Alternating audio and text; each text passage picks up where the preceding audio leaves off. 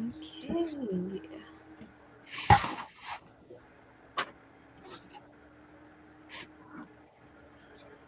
Hello. New fancy angle. Yeah, I'm gonna have to move you around a lot in this process. All good. All good. I'm looking for scissors. Okay. So was it? It's a like in your all's neck of the woods. Is it 1,000,000 degrees or not?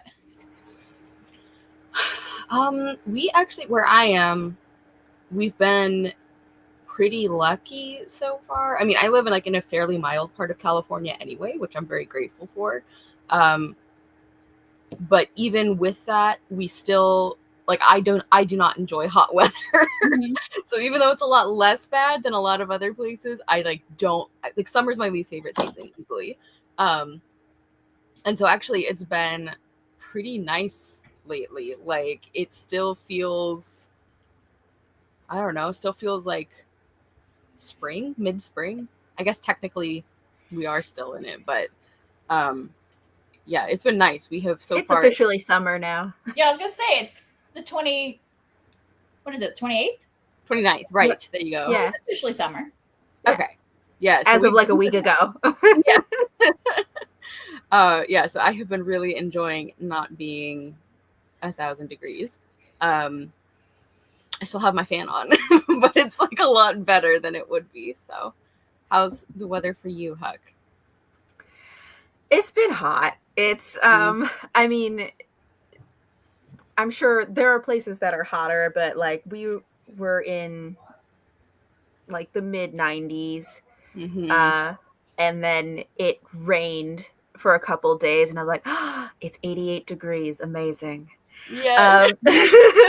So yeah, and also like where I live it is very humid, so even when it is like in the 80s it feels like the 90s, and when it's the 90s it feels like the hundreds. Like it's you know, and not to, they always make fun of people being like, oh, it's the humidity that gets you, but truly it's terrible. And when the humidity is like 93% and you're just like, how am I breathing right now?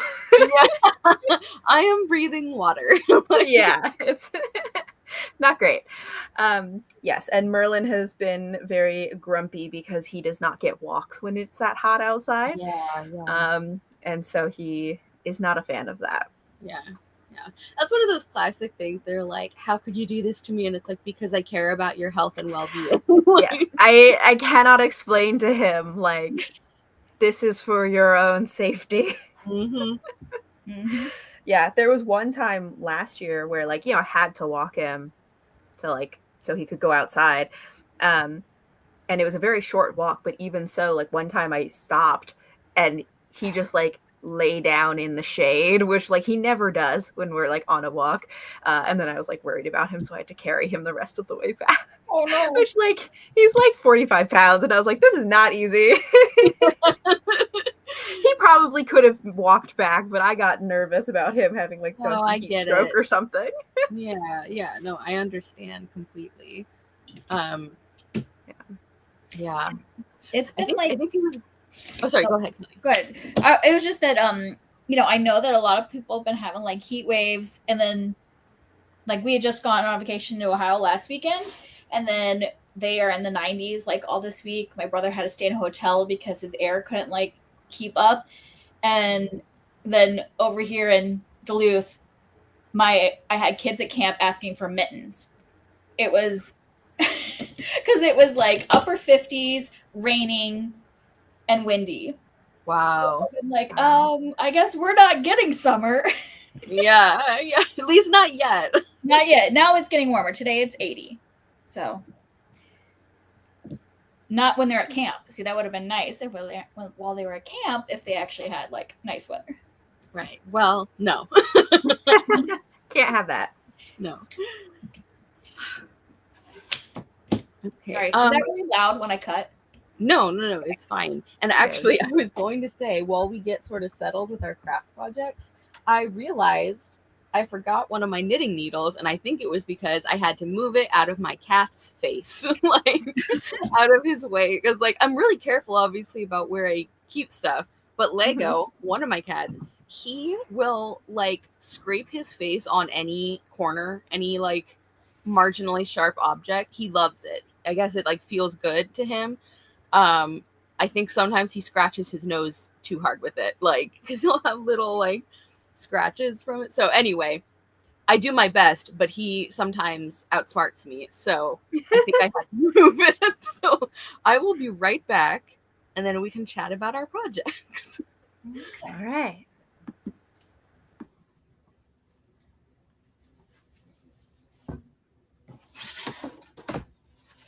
I don't know. It being in the 50s sounds lovely, though. I'm like, I wish it was. I'm with Kara that I think that like summer's my least favorite season. Yeah. I don't like it really hot. Like, so I'm glad we don't get like 90s, but I at least want to be able to go outside in the summer without like an actual coat. I was like, I'm fine wearing pants, but it would be nice if I could wear like pants and a t-shirt. But it was like feeling very cold when it's like wet because the kids have to be outside. Right. Yeah, that does make it harder. Because unless it's thunderstorming, they don't go inside. So they're like out in the rain and it's like in the 50s. That's not really conducive to fun. I just am like, I hate it when I go outside and I'm like, I feel like I can feel the sun just like cooking my skin. Like I feel like a rotisserie chicken right now, just like in the sun. That's not my favorite. No. I've never been a sunbathing kind of person. Yeah, I'm definitely like, I mean, moving here was probably the best thing for me for summers because Ohio summers, I'm like, I'm just going to stay in the air conditioning. But here, I can be outside a lot. Yeah. Although you do get much harsher winters, right? Yes. Yeah. Yeah. That is true. But that's why we have fireplaces. Right. You just pick which season do you not go outside. Yeah. Yeah. And actually, like people, that's the funny thing about here is that even though it's harsher winters, everybody's outside in the winter. Yeah. You just wear more clothing. Yeah. Isn't there that like expression that's like there's no bad weather, there's just bad clothing or something like that? Or it's like you're just not prepared for it. Yeah, which is definitely like the motto of people in northern Minnesota. They're just like out all the time. It just changes what clothing you wear. Yeah, yeah.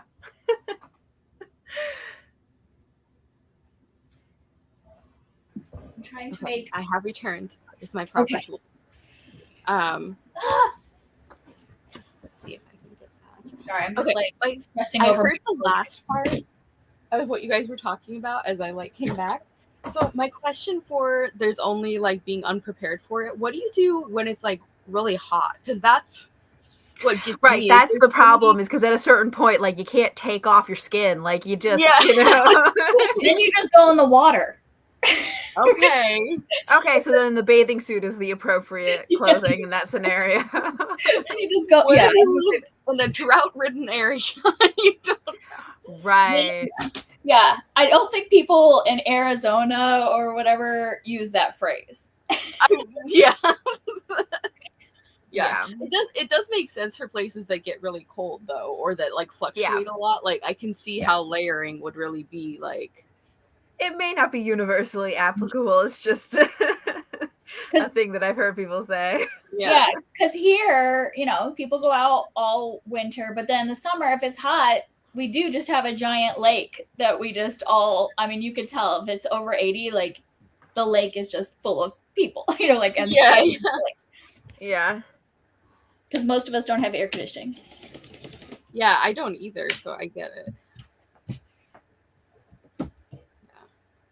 Okay, so do we want to chat about what we are working on? Sure. That was a rhetorical question, I guess. I'm like, okay. I am pretending you get to choose, but yeah, like no, I refuse. I came on here to refuse to talk about my crafting. Yeah. I will just craft and not tell you about it. Yes. You have to guess. Guess what I'm doing. Yeah, exactly. Yeah, I can go first. So I truly just started a new project last night.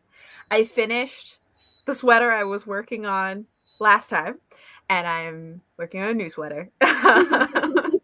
So this is my whole life now, is just sweaters. Yeah. But this time I am trying a new. So last time my new thing was that I was doing color work, which was very fun, and I like how it turned out. This time my new thing is like a new construction. So before this, I've always done like yoke sweaters that were either like raglan or ones that were just like a round yoke. I feel like there's a name for that, but I don't remember what it is. But this time I'm doing a drop shoulder, which means that part of it has to be knit flat and then you connect it in the round. And I hate knitting flat because I have to purl.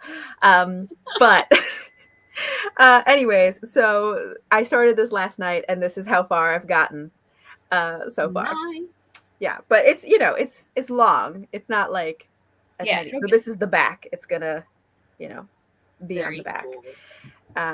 And yeah, it is green. So I went back to green, but there are going to be other colors. I can show you what my color palette is. Because I went to a local yarn store and bought yarn, which is very exciting because I a lot of times have to order it online. But this is my color palette. Ooh, I like that. Yeah, so the main color is the light green, and then I think the sleeves are going to be like these three are the sleeves, and this is the body. And it's going to be, I'm thinking stripes. Yeah. I'm not usually a stripes person, but I feel like I like this idea. I saw some sweaters where like just the sleeves were stripes, and I was like, I like it. Yeah. So that's what I'm doing. I'm going to be struggling through knitting flat. We just hear cursing every time you have to purl. Yeah, the whole time. And then it's like, oh, and then this is fine. And they're like, oh, no. Yeah. Okay. Callie, would you like to share? I am quilting. I've been like obsessively doing this quilt this week because my group, like my quilting group, has a picnic in August, and this was like a group thing, like not group as in like we're all doing it separately, but we're all doing the same pattern. And anybody that has their quilt top finished by the picnic gets a finisher pin. And I'm feeling very motivated by getting something. Listen, I get it. I know it's silly, but that's why they do it, right? Yeah. So this is and just, this is like supposed to be wonky. It's modern quilting. I just like, yeah. So far, this is what I have. So the center piece is supposed to be pretty wonky, and you can see like it is over here. But then I was like, why are so many of my seams matching up? This was supposed to be like. You're too good at it. It's all like hand drawn, like all the arcs and the triangles are hand drawn and hand cut, not like using a ruler. And I'm like, am I just like precise in my? That's funny. Yeah, it's but I'm doing better at quilt, though. Oh, thanks. And then so the one I'm working on right now are these plus signs, which are wonky, which makes me happy. So they're like a bunch of little plus signs. So I have to trim all these down to 2.5 inches. That's what I'm going to be doing in a second. Okay. Nana agrees that is a gorgeous quilt. Yes. Well, thank you. Thank you. So I'm getting there. I'm trying to I was trying to figure out what I wanted to do when I was doing this like color wise, and it was beginning of June, and I'm like, I'm gonna do it Pride, but it's like muted colors, so it doesn't quite look like a rainbow, but I did like, the red, yellow, orange in the center and the green, and now I'm working on the blue. And so I still have purple yet. Yeah. Very cool. So we're getting there. Yeah, as somebody who is also extremely motivated by like achievement things, I understand. Yeah. So before I get into what I'm actually working on, which I think is less exciting, I did bring the other project I've been talking about so everyone can see that it does actually exist. It's real. So I've been working on this sleeveless top, and I'm actually really close to being done, but I'm gonna need to figure out when I want to change yarn colors. But here, if I can hold it up. Okay, so there's like yarn ends everywhere, but this is what it's looking like. So you said it's a tank top? Yeah. Okay. I'm exploring warm weather knits because I need to. But yeah, and I've done a couple things like this already, so I kind of know like the kind of yarn that I like to wear for like sleeveless stuff. So it's still a learning process, but yeah, and I'm actually pretty close to the end where there's like a pretty like lace sort of hem pattern at the bottom, and I'm close to that but not quite there. And so I need to figure out, I have this really pretty like dark blue yarn that is gonna, I think, match or like coordinate really well. And I personally, I don't always love how it looks when I have like something that's knit plain and there's a color change right before the stitch change. Like, I would prefer to have the separate color be just for the hem. That's kind of what I was picturing initially, but I don't know if that's going to work out with the measurements. So I might have to finagle some things and adjust the length of the hem. I might do like more lace repeats. Anyway, so I have decisions to make, but it does exist. It's real. So. All right, now we have to believe you. Yes. So that is like one of the main projects I've been working on.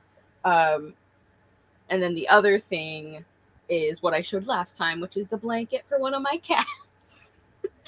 Because it would just seem mean if I made a blanket for the other two and not her. So even though she probably doesn't care at all, and she probably won't use it, I'm still going to make it. She will know she is loved. Exactly. Nana says, I need to start on my warm weather knits because when I started my autumn knit in autumn, it was finished in spring. Yeah, I have had the same realization multiple times. Like, I keep thinking, oh, this is perfect that I start it now because I'll be able to wear it in the right weather. And then it's like, 4 months later. So I understand.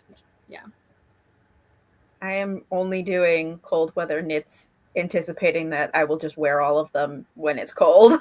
Yes. I'm not even trying. I mean, yeah, I'm hoping that I might find an opportunity in the summer that I can wear a sweater, but I'm just really banking on cold weather. Yeah.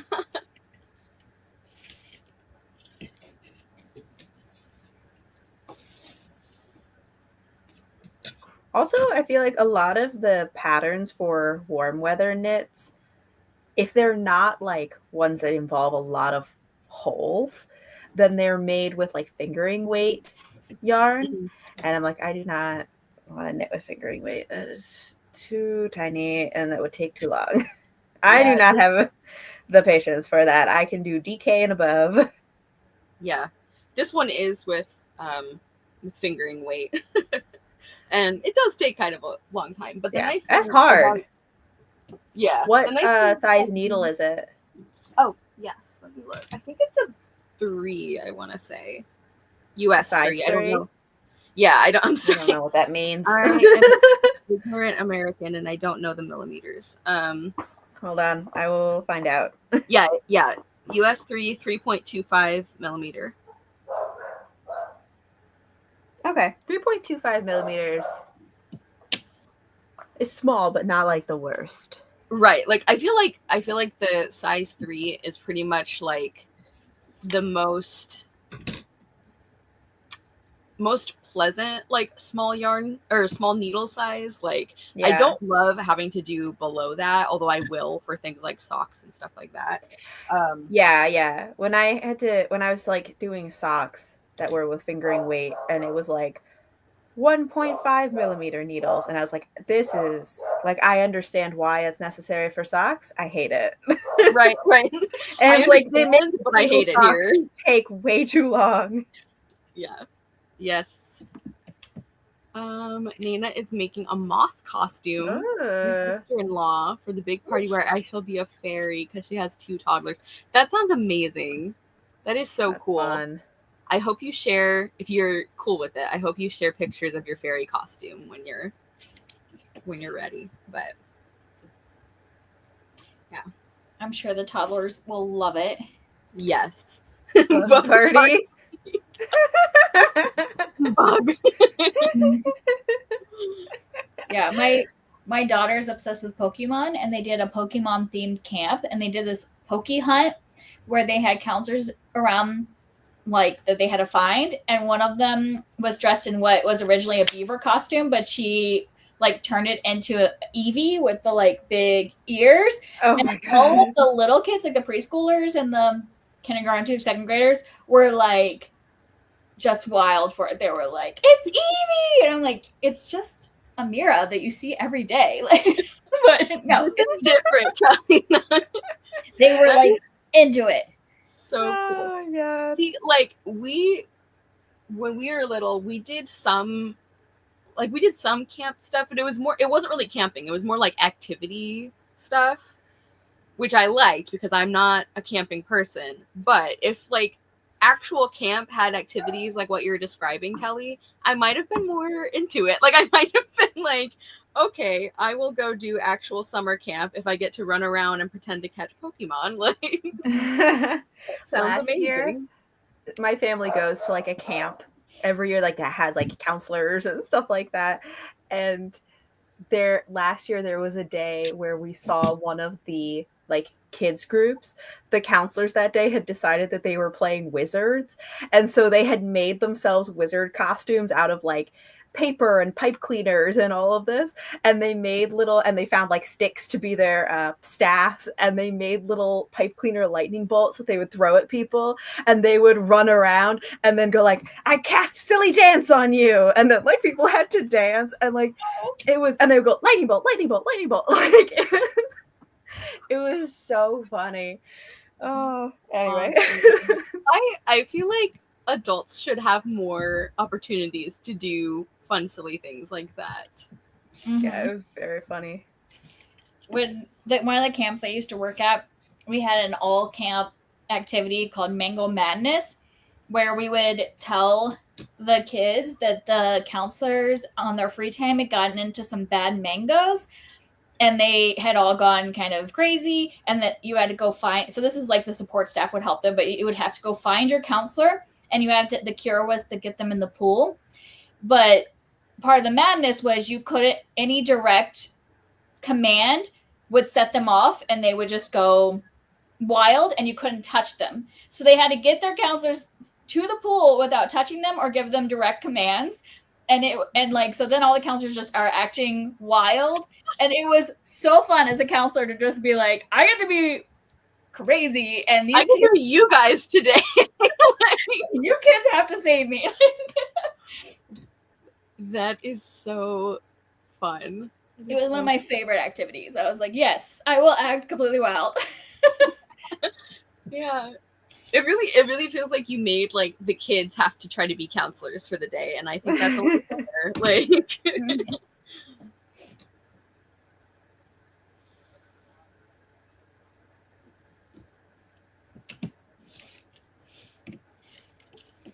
That just reminded me also, did we talk about this before about like if your pet had a job, like a person job, what would it be?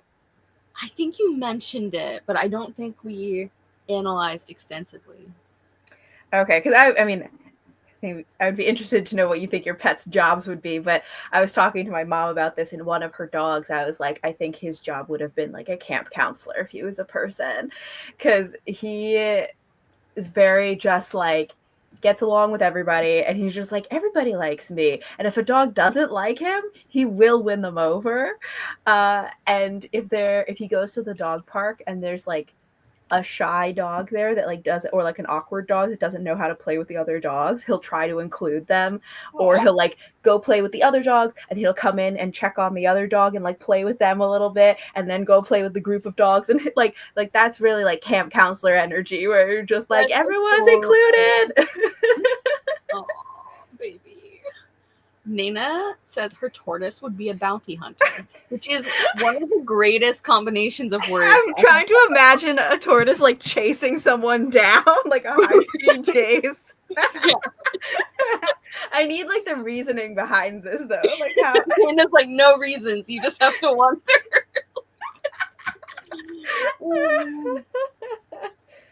Oh my god. Well, I think my one cat would be a food taster. Classic pet job. Yes, he is obsessed, but then I don't know. I would think that I have a cat that I think would be a bodyguard because he likes to, when the neighborhood cat comes around, he likes to sit right by the door. And anytime the neighborhood cat walks by, he like growls at it. Like, I know that sounds weird for a cat, but it literally sounds. No. I have a cat who growls, so I understand. And so I'm like, he is like our bodyguard. He's like, I'm protecting this home. Yeah. Let's see. I think Petey would be like a private investigator or something because so he's got like a long pointy face. He's got like a big snoot going on, and if there is a door closed around him, he will make that not be a thing. like even more than like other pets. I think he has to like figure out what's going on. And it's hilarious if you're inside the room because like the door will just slowly start to push open and you'll see this like long ginger nose, like just like inching into the room. And he also is like completely thrown by any tiny change in his environment. So I think he'd be great at like, you know, investigating, seeing clues. Like he is made very nervous if there's like a new box. Like my poor baby has anxiety and it's fine. Yeah, so Petey would be a private investigator. I think Nala would honestly be, I think she'd be like an influencer. Because everybody who meets her is like obsessed with her. Anyone who sees pictures of her like loves her. She's very photogenic. She's like one of those pets where like if you looked at like the camera roll, it'd be like, do you only have one pet? Because like not quite to that point because I photograph all of my kitties, but yeah, I think she'd be like a celebrity influencer. I think she really would be. Nana sharing about her tortoise. He's insane and a bully, and he has ran away so many times. Runaway tortoise. If I placed him and his sister on either side of a lettuce leaf, and he was a baby size of a coin, he would walk all the way to where his brother was eating and eating his parts. What? Oh my god. Whoa. I am so sorry, Nana. That's a lot going on. Yeah, for tortoises, jeez. I did not know this much about like tortoise social politics. Like, yeah. I didn't really like guess I think of them doing much of anything. Like yeah. And I think wait, I want to hear about your guys' other pets too, because I'm trying to think of what Lego would be. He's just like super chill, so I don't know. Like mattress tester, he sleeps like so much. Like even like I know that cats sleep a lot. He sleeps like extra credit a lot. Like he's just he is the sleepiest boy. Yeah. Like life is too hard. Yeah. He's like, I can fix this with a nap. Mm-hmm. Yeah, I don't know about my third one because he's just kind of like sweet and a little guy. Just wants to like lounge around with you all the time. He loves blankets. So maybe he would be a art like a sewer, you know, like a seamstress or something, because he just loves textures. Yeah. He will like pat like Mm. all the different textures. Yeah. Yeah. He also, okay, Lego also could maybe be like a water bowl sommelier because like he is so he is so particular. There's like this one bowl of water that all three of them really treat like it's this artisanal well of like sparkling like Fountain of youth. yeah, exactly. And yes, Natalie, we are. So far, Nana's tortoise would be a bounty hunter. Huck's one of Huck's dogs would be a camp counselor. Kelly was just sharing what her cats would be. You said what was the first one you said, Kelly? A food taster. Food taster. He's just Yeah. food motivated all the way. Yeah. And one of my cats would be a private investigator. Another one would be a celebrity influencer. And we're figuring out, I think the third one would probably be like a water bowl sommelier, taste tester kind of thing. Your dog would be a greeter or host at an event or business. Oh, it's an important job. Yeah. I think that my parents' other dog, Raven, she's a mix, but we think that she is a Dachshund Staffordshire Terrier mix. And she is like small but tenacious. She is like she's intense, and she's like one of those dogs that's like just solid muscle. Like she's little, but she's solid. Anyway, I think that she would be like a like a PA on like a reality TV show. That she would be the person off screen who like riles people up so that they do crazy things on screen. Because she truly lives up to like Staffies were originally bred to be bull baiters. Oh. And like that it like she tries to like bull bait the other dogs. Like she bites at their ankles. When Timber barks at like someone's at the door, Raven barks at Timber. Like she is just trying to get a rise out of people constantly. Yeah. Stirring it up all the time. Yeah, so she would be the one making the drama so that people do crazy things on TV shows. Wow. Yeah. You know that image from Mean Girls where like Regina's standing like this and there's like absolute chaos and madness and like oh yeah, that would be. You know what's That's even funnier about that? So she's all like black and very like sleek, and she's all muscle. They just got her a collar that's like bright pink with rhinestones on it. Yes. Love it. Yeah, she has a lot of personality. Mm-hmm. But yeah, or I don't know, she'd be like a professional wrestler or something because or a gymnast. Yeah, she plays really rough. She is like playing is a full contact sport plus biting. And I always joke because she plays with Merlin, and I usually kind of just make them play in this one room so they don't just like tear up the rest of the house and like bother the other dogs and stuff. But I just joke around that it's the Doggy Thunderdome when the two of them start wrestling. Natalie has suggested MMA fighter. Yes, maybe that's what she would be. Maybe MMA because she does involve biting. It's not just wrestling, so it's mixed martial arts. She uses other things. Yeah. Though my cat that I said it was a food taster, if it was another thing, I would say that he would be a WWF wrestler because when he fights, it's like fake fighting. He's like, you know, the cat like boom, and then he's like, oh, I've fallen, I hurt myself. It's like what? Yeah. That's hilarious. That specifically your cat would be a fake wrestler. Yeah. Totally. I love it. He's like, oh, you hurt me so bad. I'm like, that cat barely touched you. Yeah. Oh my god. I think Nala, like, if she weren't a like rich bitch celebrity influencer. I think she could honestly be like a lawyer or something, because she is like frighteningly intelligent.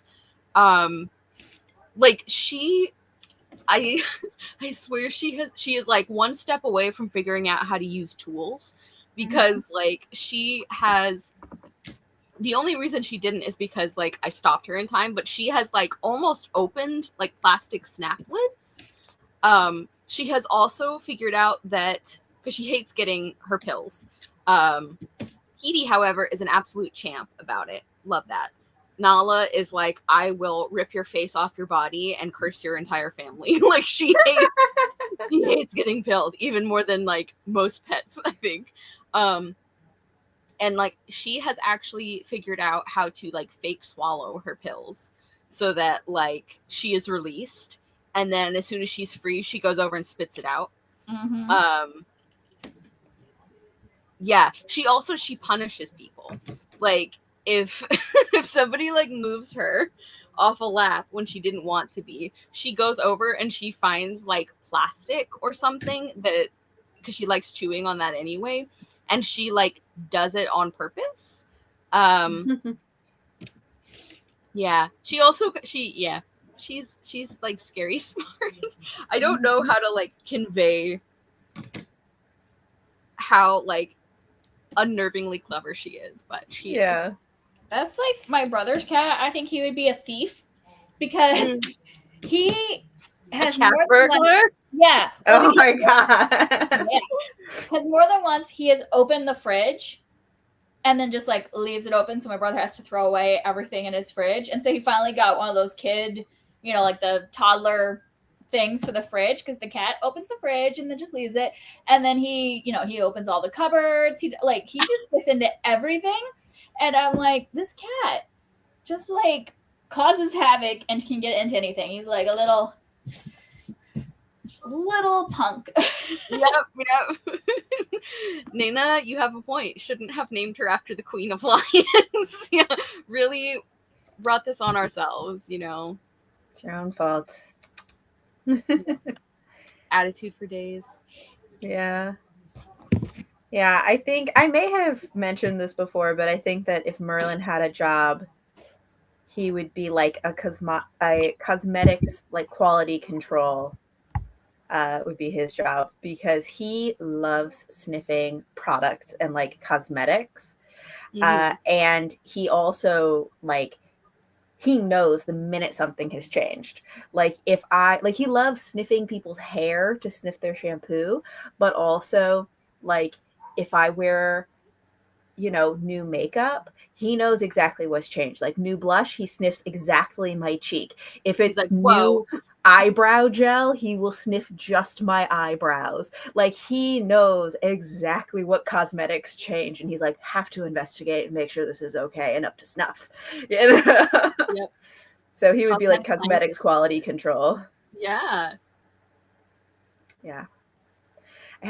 We used to have a dog that we always would say she could have been like a bomb sniffer dog or something like that, because she had such a good nose for stuff. Like, not that she's ever sniffed bombs, but like just like she was so smart and was so good at like sniffing things out.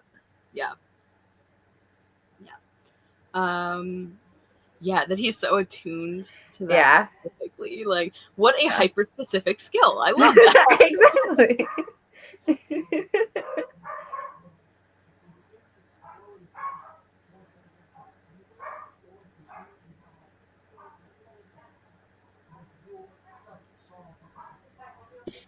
Sorry, I muted for a little bit so I could use my machine. Fine.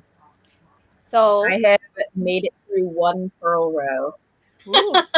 So I did like a knit row and a purl row, and now on another knit row, but it's really the purl rows that get me. So I'm like, all right, survived one purl row. Also, I have like 72 rows total this way, and that's just for the back, and then I have to do the front. Oh man. I'm just complaining. I chose this pattern. I brought this on myself. It's fine. Yeah. I get it though, because this quilt has been so far pretty easy, but I had to make 52 of these tiny where did I put them? 52 of. Mm-hmm. Wow. You muted yourself. Kelly, you muted yourself. Sorry. I must have hit it when I went to get it. But each one of those little things was 4 seams, and I had to make 52 of those. And I'm like, why did I do this to myself? Oh man. That's the real reason why it's supposed to be a wonky quilt, is because you like get so fed up that you're like, I don't care anymore. Yeah. Right. I go a little crazy. I do like this yarn though. It's very soft. It's alpaca, which I've been using a lot of alpaca blends, but I think this is the first one that is 100% alpaca. Oh, I am a big fan of alpaca so far. Would recommend alpacas. Just yes, yeah, that's my review on alpacas as a species. would recommend, yeah, yeah.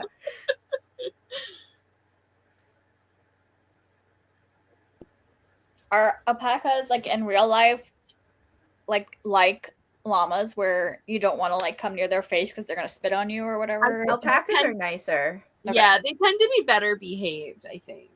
Yeah. I also like remember. Honestly, they're also cuter. I'm just saying. They have much. I think they're both cute. I like them both. I had a llama phase when I was younger. Yeah.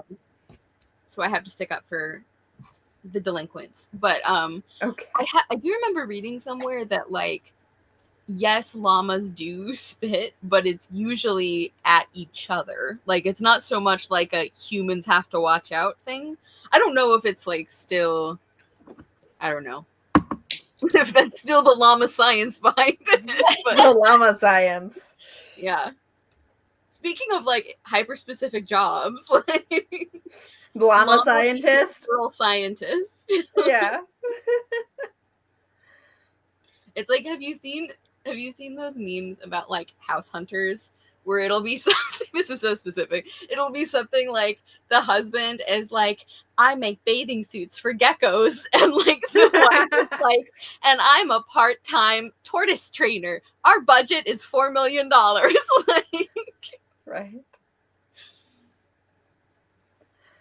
Yeah, I never understood those shows where people would be like, I'm in an entry-level position, and then they're looking for like a $600,000 home. I'm like, what entry-level position is this? Because you're like 24. Like, what? Yeah. I always like the ones where they make fun of the ones where it's like, they want, this like a mansion that is both close to like his work and her work, which are on opposite sides of the city, that they also want like a beachside, view. Their budget is $2,000. Like, yeah. What? Yeah.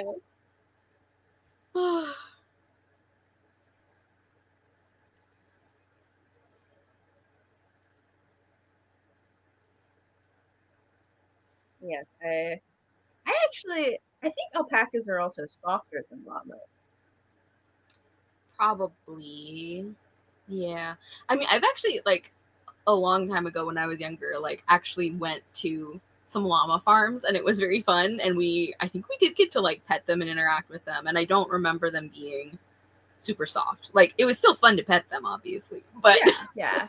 It's not like I would knit a sweater out of this. Like, well, maybe it's once it's washed and all that stuff. Because it's like combed and carded, and yeah. The raw wool is probably not like great.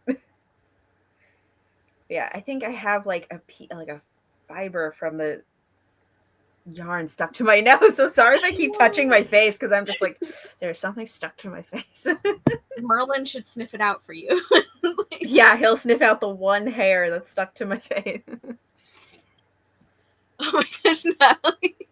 HGTV, they want to be close to the city center, but need 5 bedrooms and central AC, which doesn't exist in this country. Yeah.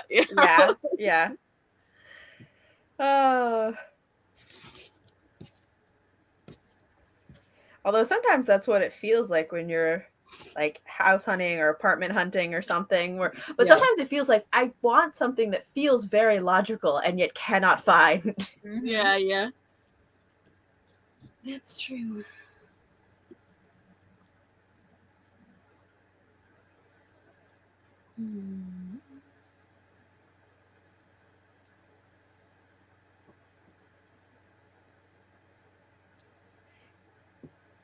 I have to also,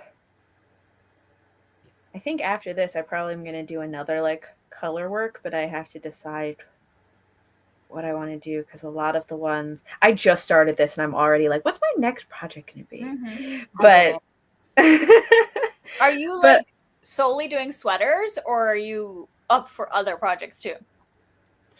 It's like 99% sweaters. Because honestly, like there aren't a lot of other things that I want that are knit, like yeah, I have a lot of the other stuff. I'm like, I don't necessarily want a lot of these other things. So like they might be fun to make, but then I have to figure out what to do with the end product.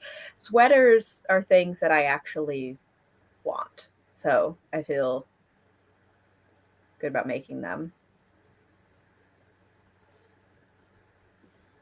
But yeah, I feel like a lot of the color work projects that I like are probably a little too complicated for me right now. Like I did one very simple color work and it turned out well, but that doesn't mean I can do super complicated color work yet, and I have to hold myself back.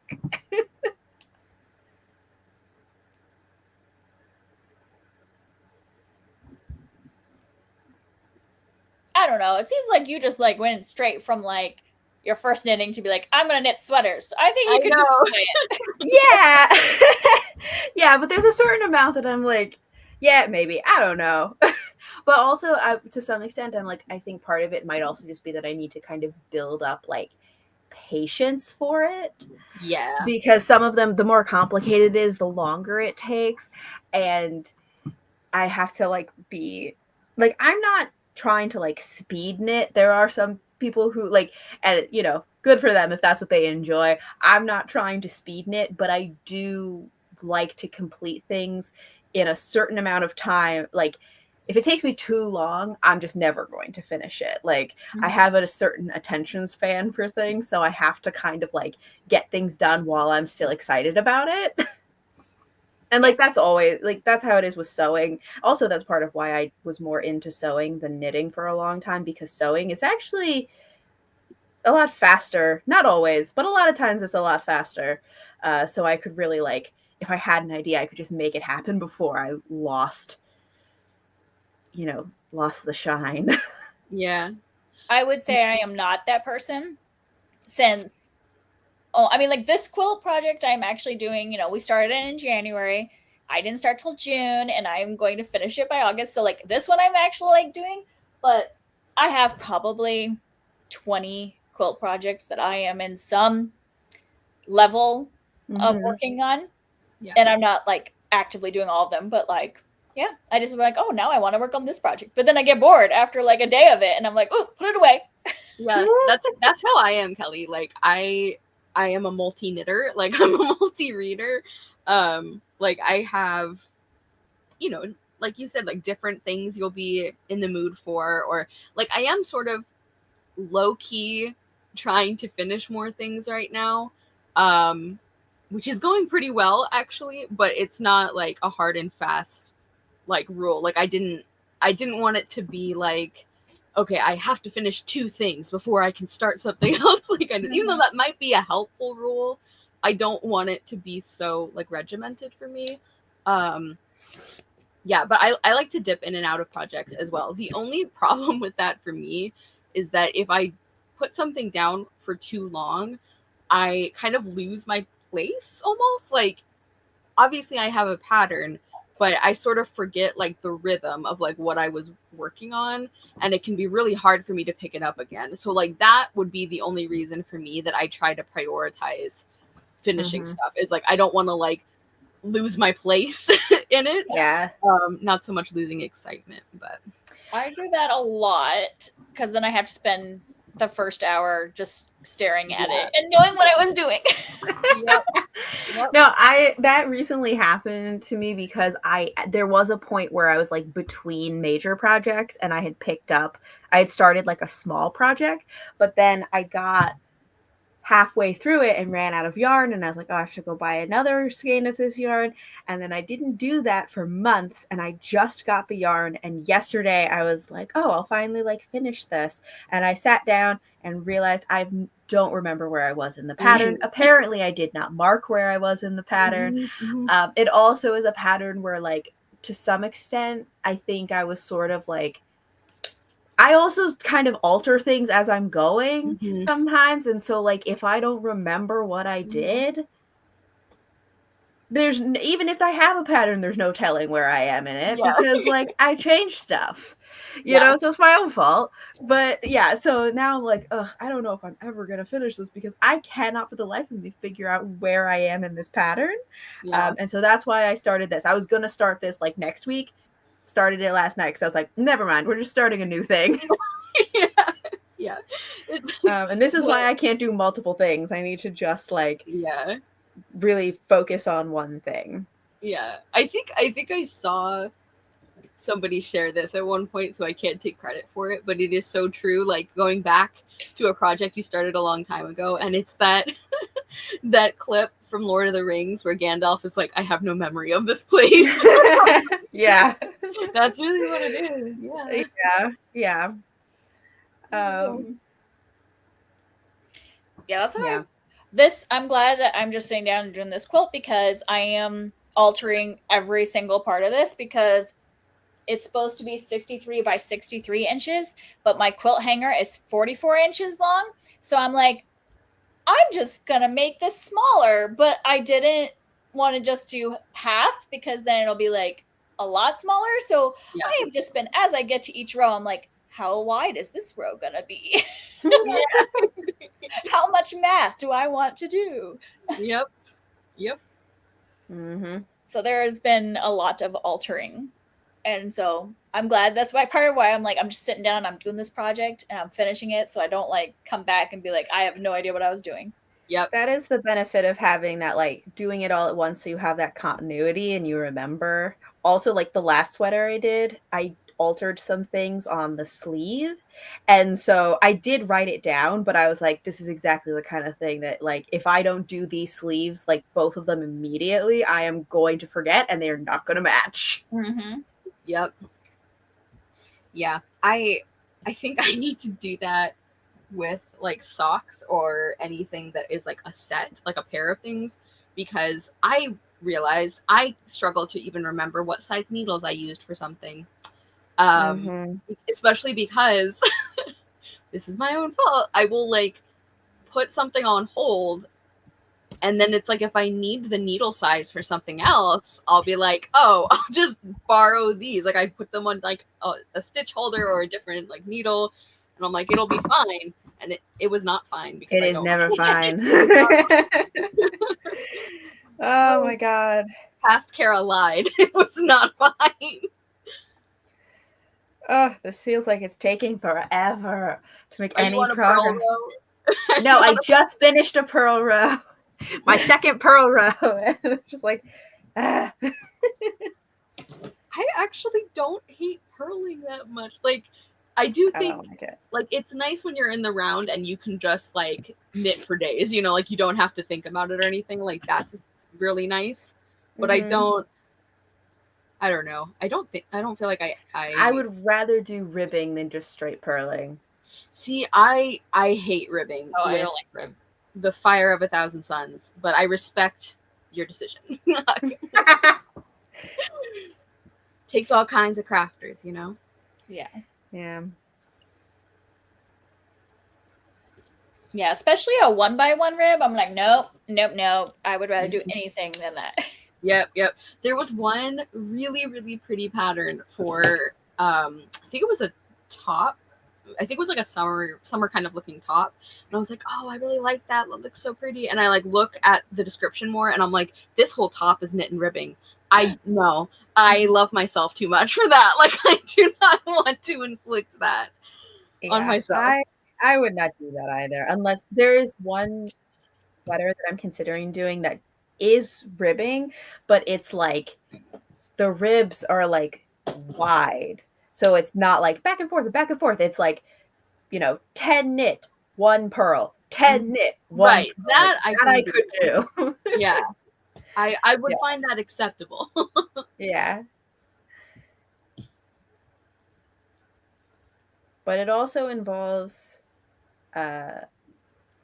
cabling like on the shoulders, which I feel like one, I don't know how to cable, so I do want to learn how to do that, but I feel like I should probably not learn how to do it on the part of the sweater that's like shaping. I should probably learn it on like a flat part. Yeah. Like I love cabling. It's one of my favorite. Like it makes my brain happy to do, but I don't know that I would want to do it as like on a piece that is already going to be changing so much, like you said, like shaping. I don't think I've ever had to do it while like increasing or decreasing at the same time, for example. I don't think I have. Yeah. I probably will at some point, because I'm sure eventually I'm going to find a pattern that I like love and that I have to do that, and I'm like, okay, fine. But yeah, I probably should pick something that's pretty simple to like learn how to cable. I really loved cable. I only done it once. I did a hat, and so that one I did have to decrease. Okay. End of my cable, because they continued the cable into the decrease towards the Right. top.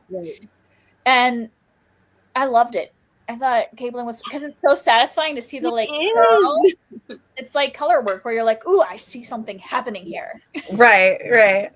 So Join I really the cable club, Kelly. Yeah. I want to do it again. I definitely want to do a sweater so that I can like cable more. But I'm still like, I don't have the like courage of Huck. I'm like still afraid to do my first sweater and invest that much time in a project and then find out it doesn't fit. Like I'm so scared. Yeah. Put it on as you go.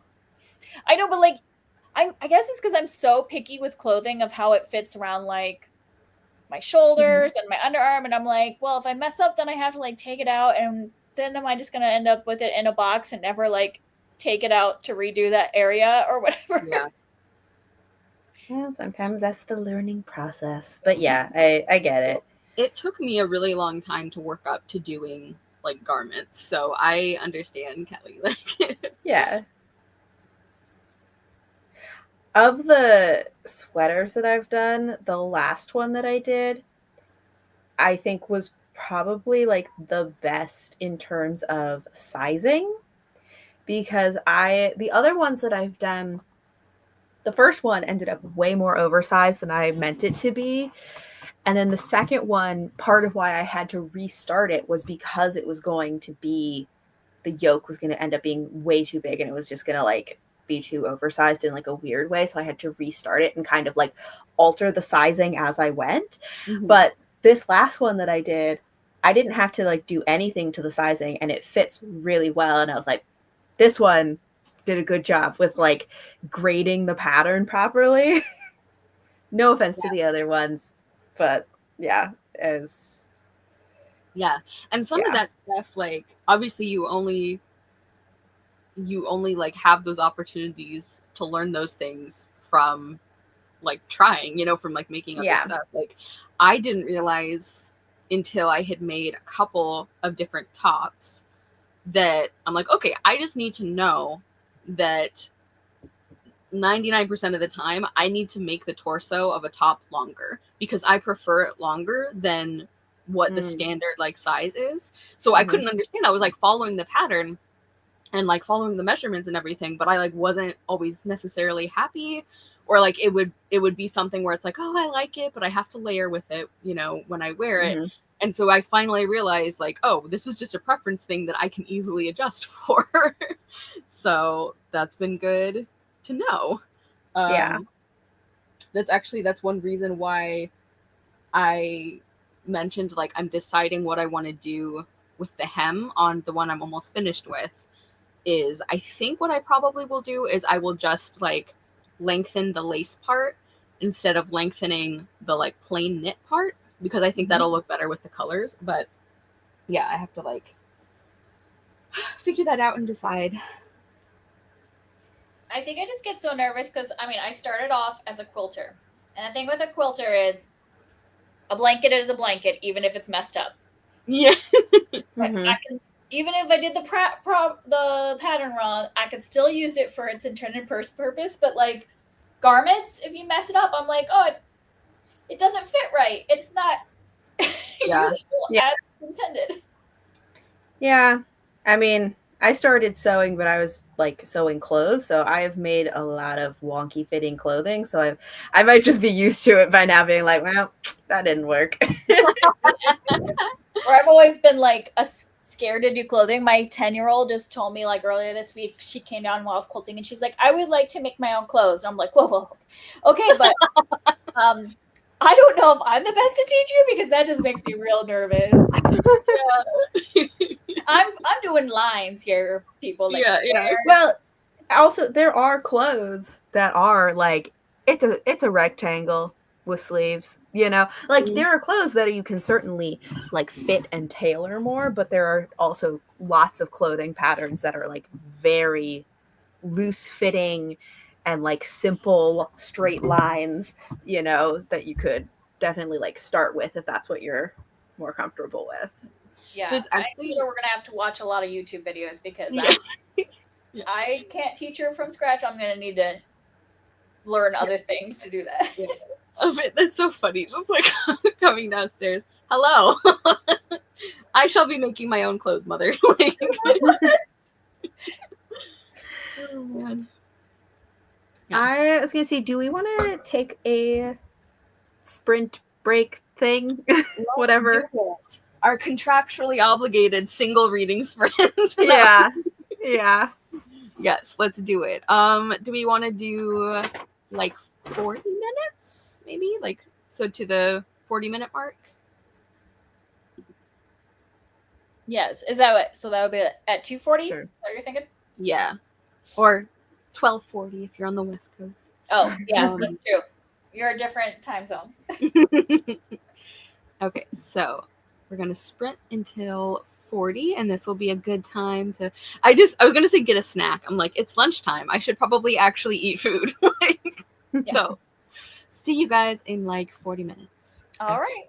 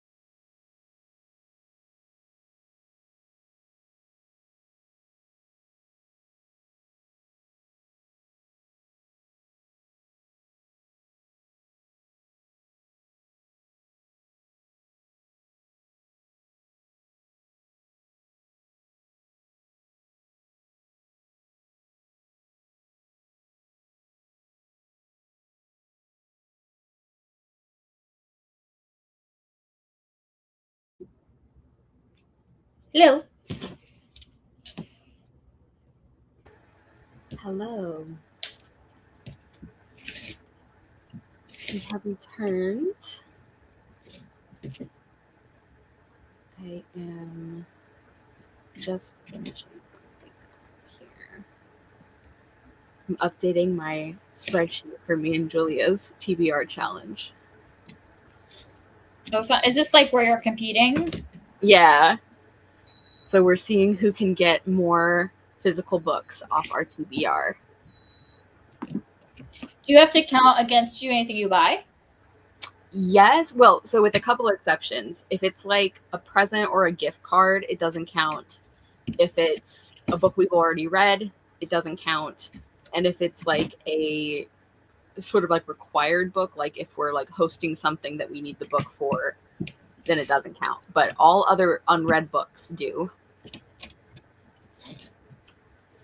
So I would be failing that this year because I have bought too many books this year. I feel you. Yeah. Actually, the first year I won. The second year, Julia won. And then this year is our third year doing it. So could be anybody's race.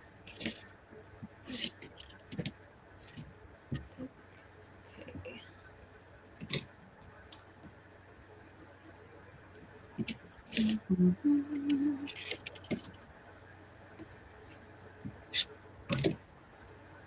Okay. Sorry, I have like one more thing to check and then I will be fully focused. You're fine.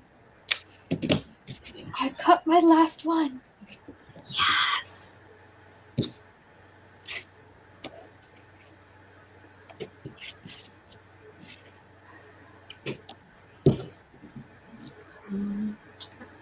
Okay.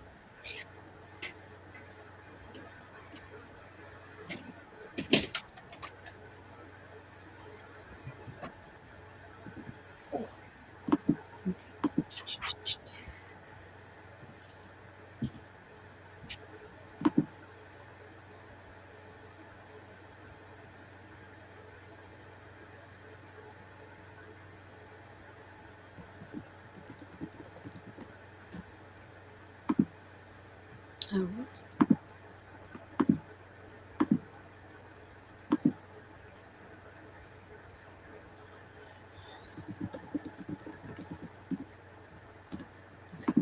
There we go.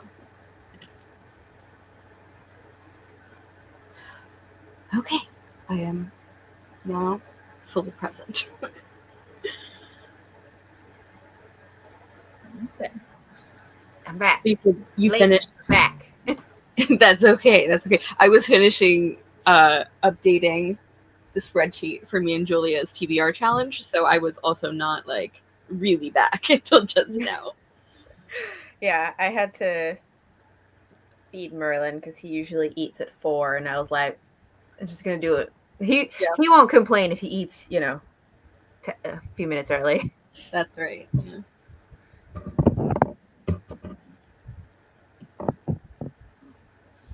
Okay. I'm on a pearl row. I have to brace myself. You can do it. Thank you. Kelly, so you said you finished cutting all the little tiny pieces. Yay! Yes. So now it's designing time. Oh, that's fun. I feel like I should time myself. Like, how long does it take me to do a purl row versus a knit row? Or that might just depress me. Yeah, I was like, for me personally, I would not want that knowledge, but I understand other people would be like, oh, this is interesting or fun. Yeah. Like, I'm not sure where I land on that. I have friends who use the Bookly app. And I use that, yeah. Yeah, they're like, oh, one of the cool things about it is it'll like estimate how long it'll take you to finish. And I'm like, I can't know that. Like, I feel like this has been the crafting sprint of like random movie references, but it's like makes me think of Star Wars when Han Solo's like, never tell me the odds. I'm like, I need to not know. I need to not know how ridiculous it is that I'm trying to finish this book tonight. Like, yeah. And then I keep feeling like I stare at that. I'm like, oh, wait, am I keeping up to pace? No, I've dropped pace. And then it just... Exactly. Yeah, I don't like having that kind of tracking because I do find it interesting, but I think it interferes with what I'm actually doing that I'm supposed to be tracking. I think that, like, I get that, but for me, most of the time, I don't really pay attention until it's like towards the end of the book. And then I go like, okay, I'm close to the end. How much longer is it? And then it's kind of, sometimes it's motivating that I'm like, oh, I only have 2 more hours of reading. I can do 2 more hours. Like I can dedicate that time and make it happen, you know? But like for most of the book, like I don't pay attention. Also because it does fluctuate so much. Like each book, I do have like some books just read faster than others, but within a book, they're usually tend to have a pretty similar reading speed within one book, but it still fluctuates, you know. So I kind of just ignore it until the end. Yeah, I do use like the audiobook speed calculator. I love using that because when I do listen to what is that? So that is like if you listen to them sped up at all, right? Which I do. You can put in the speed you're listening and how much of the book it says you have left, and it'll tell you, okay, you actually have this many hours left. Oh, I usually just use a calculator, and I think I might do it wrong. I like doing. What is this? Yeah, let me find what. I'm gonna look this up for real because I do calculate it out, and I am probably wrong, but let me see. Audiobook speed calculator.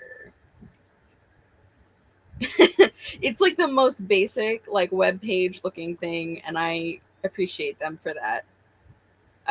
It also says it's like audiobook speed calculator for people who really want to know, and I'm like, that's me. I do really want to know.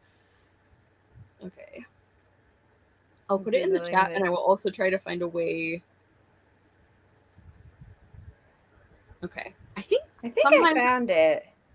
Is it this? Yes. It's okay. I just Googled audiobook speed calculator and it was the first thing that came up. Okay. This is great. Because some apps tell you the time based on like your sped up time and some of them don't. Right. And it's really annoying. Like Libby doesn't tell you the adjusted time even if you're listening to it faster. Now I have to go see, okay, how much time do I have left in my audiobook? I have 4 hours and 31 minutes left. Let's go put that in. 4:31. Okay, so 4.5 hours. Oh, I see. Never mind. They do it this way. I'm talking to myself now. All right, I'm going to see if it lets me comment a link because I'm the host and sometimes they do. I think our last one there was like I was trying to do. Yeah. Okay, I have 3 hours left of listening. I can do that. I'm trying to finish this audiobook before the end of the month. Yeah. I believe in you. I think you can do it. Also, 3 hours I can do. My sister has been watching part of our craft sprints and just texted me in all caps, Kara, the camp counselor dog is so wholesome. It's true. Yeah. So thank you for that, Huck. He's a sweetie. He just wants to make sure everyone's having a good time. Yep.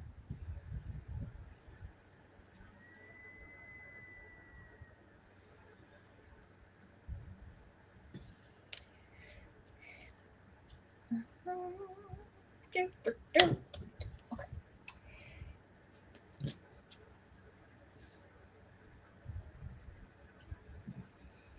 Oh yeah, Kara, I was gonna tell you that I read Little Thieves and I'm reading the audiobook I'm listening to is Painted Devils right now. Oh, I haven't. This is funny. I haven't read the sequel yet, so you're gonna be more caught up than I am. Okay, because I remember you were like so excited about Little Thieves at one point. Weren't you? I'm still obsessed with Little Thieves. Okay, yeah, okay. I love it. Oh, too bad we could have done that for a buddy read. We could have read the second book together. That's true. That kind of used to be the thing for our buddy reads, is like sequels. Yeah, because it's like you have to read the first one to make sure it's good, and then we could actually. Yeah. Maybe we should go back to that. Maybe. What was one of the ones? There was just a sequel I was thinking about that we could try, and of course now I can't remember what it is. But you know what I think would be a fun book to buddy read? The new Robert Jackson Bennett series. I already read the first book, but I feel like those would be fun to buddy read because they're mysteries, so you could like talk about what you think is going to happen. Yeah, that would be fun. Kelly, have you read his new series? Or actually, I think the only book I've read by him has been Foundryside, which I really liked, but like I just never continued with anything. I have not, but I own. Speaking of all the books I have just bought, I just bought what's the first one? The Tainted Cup? Yes. I just bought the Tainted Cup. Cool. So I want to. And I also, Little Thieves is on my 2025 TBR. So I have half a year to read. Yes. Wow. I love it so much. Kind of test. I enjoy it. Honestly, I had a hard time in like the first half of the book, but the second half of the book I really liked. So, and Emmerich is now my favorite. Like, I love he's the best. Like, oh yeah. my god, if you haven't, in the second book, like the amount of awkwardness that just radiates off these two is like, oh my god, is off the charts. Mhm. Yeah. But I love it. Yeah. That one's on my plan. And I do, the Robert Jackson Bennett one just sounds fun, like kind of like murder mystery fantasy. That sounds fun. Yeah, I liked the first Craft one. sprint buddy read, perhaps. Yes. I mean, not like during the sprints, but Wait, so you guys haven't read Tainted Cup yet? I read the Tainted Cup. I haven't read the second one, which is Drops of Corruption. So I just need to read. Wait, did you say you did read the second one to Little Thieves, Kara? I have not. So I am currently reading the second one. I was gonna say, like, I just need to read the first books and then we can read the second books together. But you're reading the second. Okay. We're a little too asynchronous. Yeah, asynchronous buddy reads. Like we could do like me and Kelly could read the first Robert Jackson Bennett book, and all three of us could read the second one. Hey, if you wanna, I'm on board. Like the Little Thieves series, I probably am going to just binge it, but I'm happy to talk to you guys about it. Go for it, yeah. The Robert Jackson Bennett series, I wasn't planning to read the second one until like the fall anyway, so so I have to read it. Okay. You know? We got time. I'll read that. And then but Little Thieves, I definitely am gonna read it. So I might as well just read it so that I can read the second one, Kara, and we'll just talk to you because you'll remember enough. Yeah, I honestly I retain things decently well. I was putting off reading the second one for no good reason. Like I loved the first one so much that I'm like, I don't know. I'm like getting in my own head. I'm like, what if I don't like it as much as the first book, and that will just really bum me out. Like, why do I do this to myself? I mean, personally, I'm liking the second book better, but a lot of that is just because like Emmerich is more involved in the story for like the whole story, because he doesn't get involved in the first book until like the second half. And, right, like, that's true. Because I loved the first book like the whole way through. Like there are parts that I liked more that were near the middle or the end, but like from the beginning, I really cared about Vanya. I felt like she was a character type that a lot of authors do, but I don't feel like are often as like nuanced as she is. In my opinion, at least. So I was pretty much sold from the beginning of the book. So maybe, I don't know, maybe the second one will be even better. I'm more in it for Emmerich than for Vanya. Like, I love both of them. So the thing is, I think I like her in relation to him. Like, I like the two of them together. When it was just her, I was like, like, I like the things that they were doing. I like the backstory they added. I like the like layers of like her emotional arc that she's going through and all of that. But I just like wasn't super invested. But I like the two of them like playing off each other a lot. And then I'm just obsessed with Emmerich because he is a character type that is just like one of my favorite tropes. I also love his character type. Vanya is not a character type I often get along with, because she's like that she's not quite like strong female character TM, but it's like that very like jaded in a specific way, like I'm only out for myself because nobody else is gonna look out for me. Yeah. The thing that worked for me so much better about her is that like she was right, like, you know, like she was actually justified in that. Yeah, like you get it. Like her whole life she has not had people looking out for her. And I also loved that even at the beginning of her character arc, and I'm not getting into spoilers, Kelly, just so you know. It's okay, I'm not really listening since I'm looking at my No, that's good. Even at the very beginning of Vanya's character arc, we see from the beginning that she still has some ethical lines that she's not going to cross. And I really like that about her. I like that she has like a moral compass even before the like plot happens and the, I don't know. Well, yeah. I think that kind of drives home the fact about her that like it is circumstance. Like, it is not like, and that's a thing that like Emmerich, as he gets to know her, really talks about, that he's like, oh, you've actually had a really hard life, and you doing like these illegal things is not just because you're like, I like doing illegal stuff. It's like, no, this forced you into it because of the circumstances. And I think that, the fact that she's not one of those character types who's like, I just like being a bad person, you know? Right. And she's not even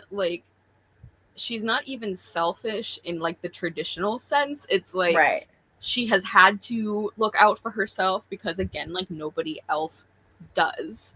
And so like seeing her learn that there are people who care about her and who look out for her, it just makes me so happy. So I love my girl Vanya as well. I love both of them. Yeah. Well, I think I like her more, like, as you get to know more of, like, her kind of interrelational personality, I guess. I don't know. I mean, I am a sucker for the character arc of, like, I don't know how to have friends, but I guess people care about me. Okay, whatever. Like, it's fine. Like, I love that. Yeah.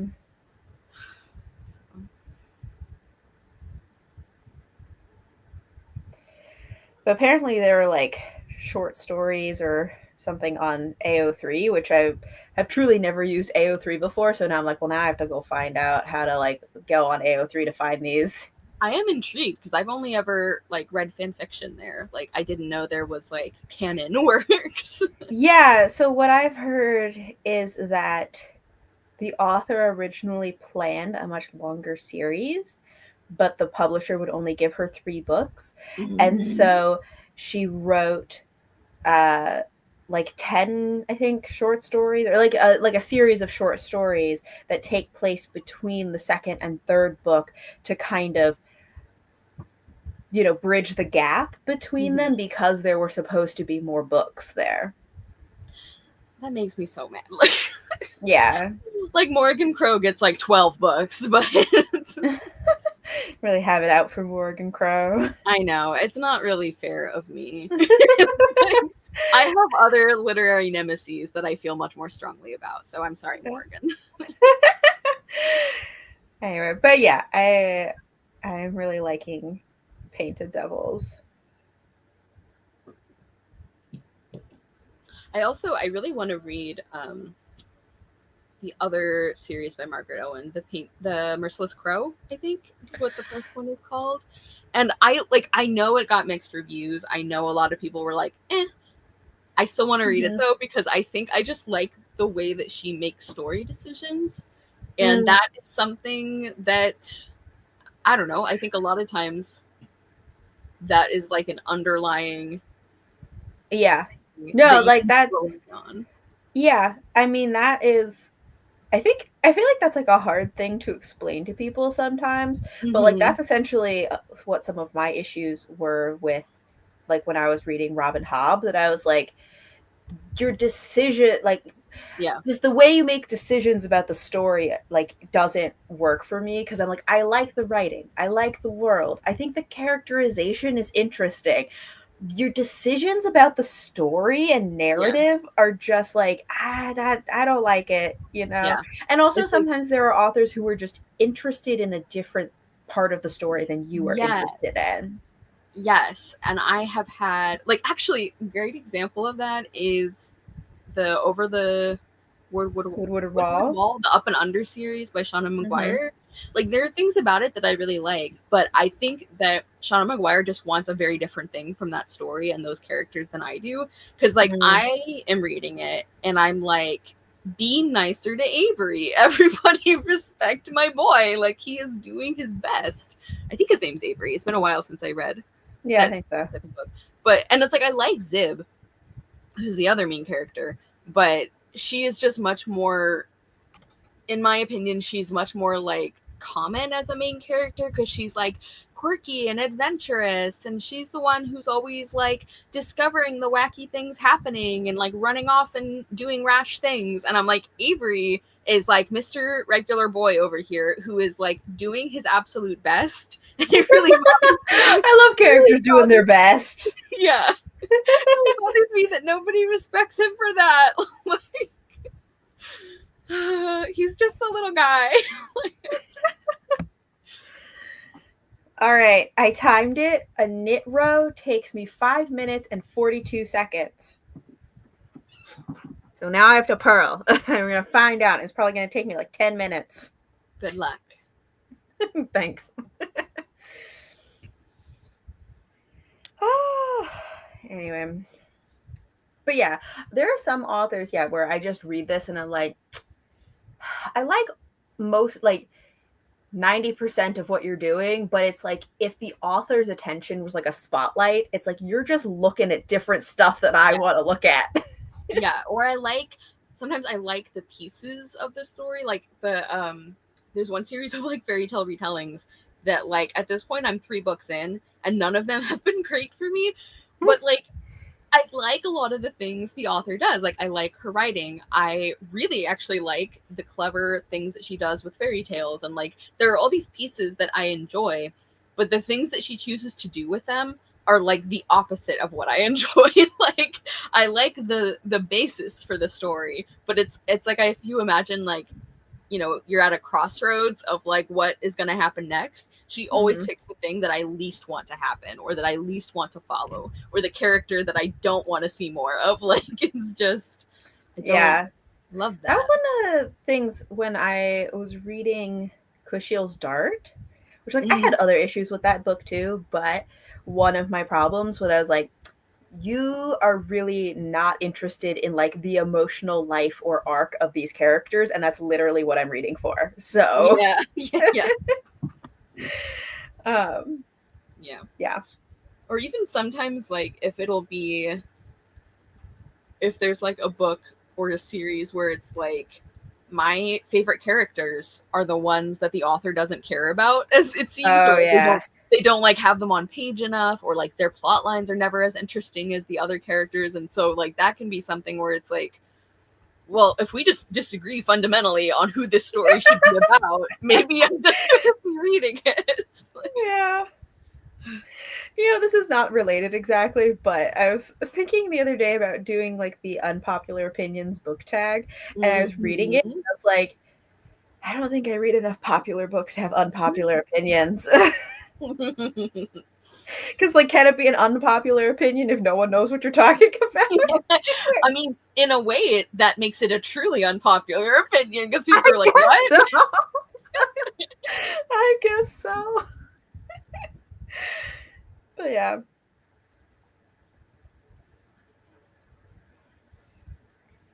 But yeah, if you guys want to buddy read Drops of Corruption in the fall, we can do it.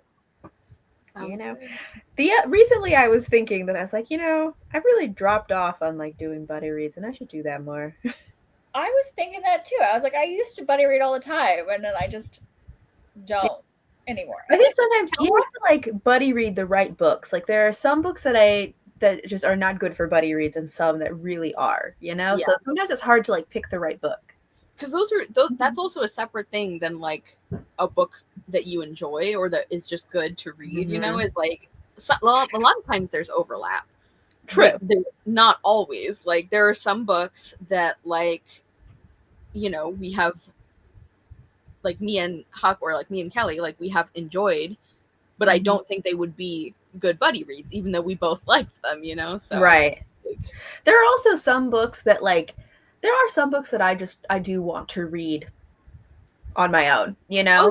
I get and then there are some that I'm like, oh no, this would be better to like talk about. Yeah. Kelly, was our last buddy read, was it Count of Monte Cristo? Oh my god. That was so long ago. Was that the last one? I mean, that was like 4 years ago or something. Was that the last time we buddy read together? I seriously don't know, because I feel like it's been so long since we buddy read something. Yeah. Because there was also that time when we were like writing each other notes, and then like I failed because I never read yours, and then and I'm like, oh, like why am I like this? Why do I just like I get it. Like it also, I think another reason it's hard for me to remember is because we also had this period where like without planning it, we were reading the same book within a couple weeks of each other. Mm-hmm. So we would talk about it back and forth, and it felt like a buddy read, but it wasn't actually a buddy read. Yeah. I don't know. I don't feel like I've buddy read. I mean, I buddy read with my best friend right now, but she is not like a reader, like she reads obviously, but like this is probably the only book, like the ones we read together are like the only books really she reads, except for some occasional other ones. So it feels like a lot of pressure to pick up a book, and I'm like, this might be one of 5 books you read this year, so I have to like it's like, don't pick a dud. Like I just recently had like an accidental buddy read with my mom that we happened to read the same book at the same time, because I got her reading like a series that I also was reading, and then it just happened that like we were reading the last book at the same time, so we were like talking about it. That's fun. Yeah. I don't know, but I do miss like talking specifically to someone as you read it, and I just feel like it's been probably like, I mean, I feel like I did it all the time at the beginning, like the first couple of years of COVID, because it's like, this is how you socialize, is like, reading on the internet and talking to people, because there wasn't like, it's not like we were going out or whatever. But now it's like, well, I still don't really go out with real people, so yeah, maybe I should. I feel like I did a lot more buddy reading when I first joined BookTube, because it was like exciting, and also that's like, not that I mean I still enjoy BookTube, but it's like, different when it's like new. And then also because it's like a lot of times that's a good way to like make friends. Mm-hmm. And then I got to a point where I was kind of like, well, I know people now, and like, and then I just got kind of complacent in terms of like, meeting new people. I have friends. I don't need new friends. Have you seen that thing from like, what was it? Was it My So-Called Life, where that kid is like, I have 2 friends. How many does a guy need? And I'm like, I feel you. Yeah. I also like, I think one reason that I am very sparing with my buddy reads is that like, I know, like, I am very unpredictable about how much I can hold to like a planned schedule. Like it might be a book that I've been excited about for like years, and then I get to the buddy read time and I'm like, oh no, what if I don't want to read this? Like it's like, what if I don't what if I don't feel like it? So like, I'm not good at sticking to a schedule either. My real problem, my buddy read red flag really is that I will DNF a book and abandon the buddy read which has happened in our buddy reads before. Yes, it has. And like, I'll feel bad about it, but not bad enough that I don't do it.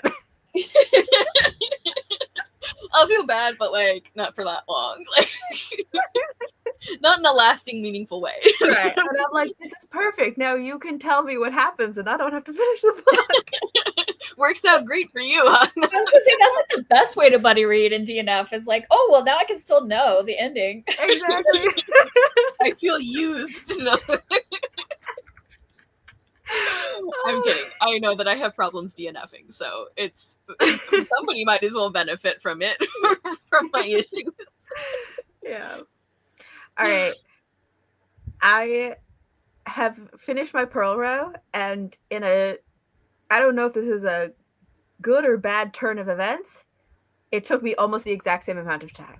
I wondered how much of it was perception. Like, and I'm like, I don't know if that makes me feel any better. Because it feels like it takes so much longer.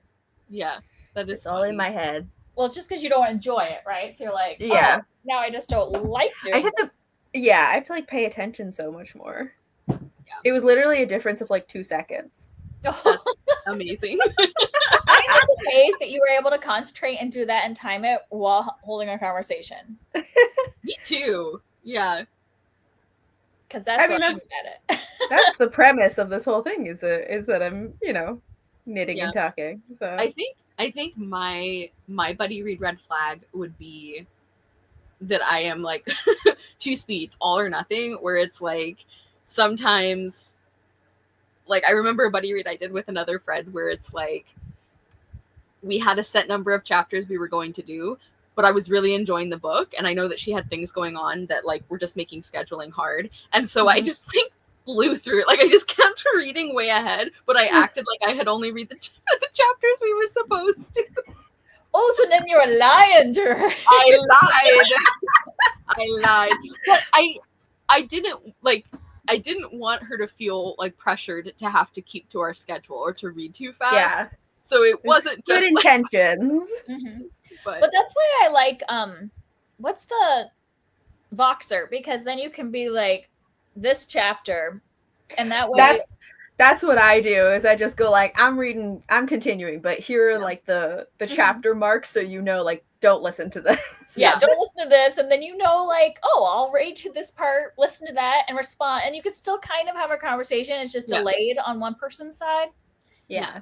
And also like a lot of buddy reads that I've done, it sort of like fluctuates of like who is slightly ahead, so it still feels like a good conversation in terms of like timing, it evens out. Like so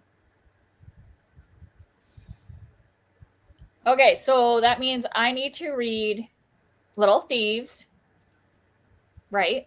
Yeah, so we can asynchronously talk about it. And then I don't know. And then I just have to do drop of the Tainted Cup before the fall, right? Yeah. So that's not too bad. I mean, I have been wanting to read Little Thieves, but for some reason it looks so big, even though it's not that big. And I mean, I'm doing the audiobook and it's very good, so there's also that. Yeah. I read it physically, and the author also has really beautiful illustrations that she did herself. So I've been debating, like, should I buy the physical book? Because when I listen to something just as an audiobook, sometimes I buy the physical book after, sometimes I don't. It kind of depends on, like, how much I liked it and how much do I feel like there's something, like, good about having, like, the physical book, If there are illustrations that might tip the scales as, like, a reason to have a physical copy. Yeah. I really, really enjoyed them. I also just really like the covers. They are beautiful. Yeah. She might have designed the covers as well, or done part of the art for it. I don't remember. Well, that has me excited. I know that the interior illustrations are hers. Because, I'm always looking for adult books where they actually give us pictures, which is why I end up reading a lot of middle grade, because I'm like, I just want something visual. I don't want a graphic novel. I just want you to put pictures in my books. Yeah. I'm not a big like fan art person or like having pictures of the characters because they never look like what I think they should look like, and I'm like, I don't want your version of it in my head. My problem is that, like, kind of like you were saying about like the unpopular opinions tag is like some of my favorite books are like pretty niche, and so it's like if I let myself get hooked on like the fan art and the fandom stuff, there's never gonna be enough. Like there's like 3 people who are gonna be doing it, and I cannot draw, so I'm out of luck. But yeah, that's really, there are times where I'm like, oh, I wish I could draw so I could like, except the problem with that is that honestly, like I don't actually imagine what people look like, but then I see fan art and I'm like, that's not it. I don't know the answer, but that's wrong. I'm not picturing, but I know it's not that. Yeah. Yeah. Well, I've talked about before, like my weird thing that I struggle with is character ages. I have no idea why. Like even when the book straight up like tells us, like Wrinkle in Time is a classic example of this. Like Charles Wallace, like I know the point is that he's supposed to be precocious, yeah, and like a child genius kind of, like I get that. And yet like the book has like, it repeats over and over that he's like actually like, what is it, 7 or 8 or something. For whatever reason, in my head, I got it into my head that he's like 12. And so the book would like literally be saying Charles Wallace is 8 years old. And I'm like, 12 years old, Charles Wallace. Got it. Like it just doesn't. It's like, why can't I get that information into my brain? I don't know. Yeah, I feel like, well, I don't think about their ages that much unless there's a situation where there's like a romance and I'm like, wait a minute. Now I have to calculate out how old is this person. Yeah. I know. Sometimes they make the ages relevant and I'm like, uh-oh. Wait, Yeah. what's going on? Yeah.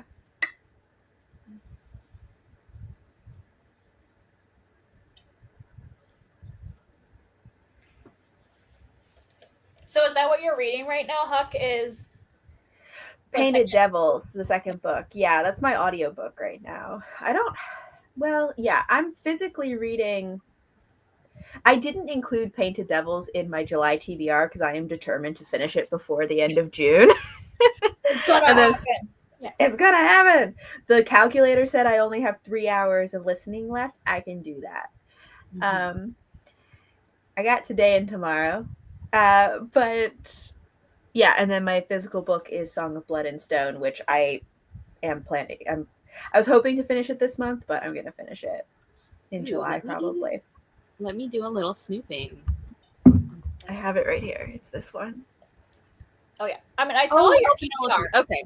Okay. Yeah. I read a book from like the middle of this series because like you can read them as standalones.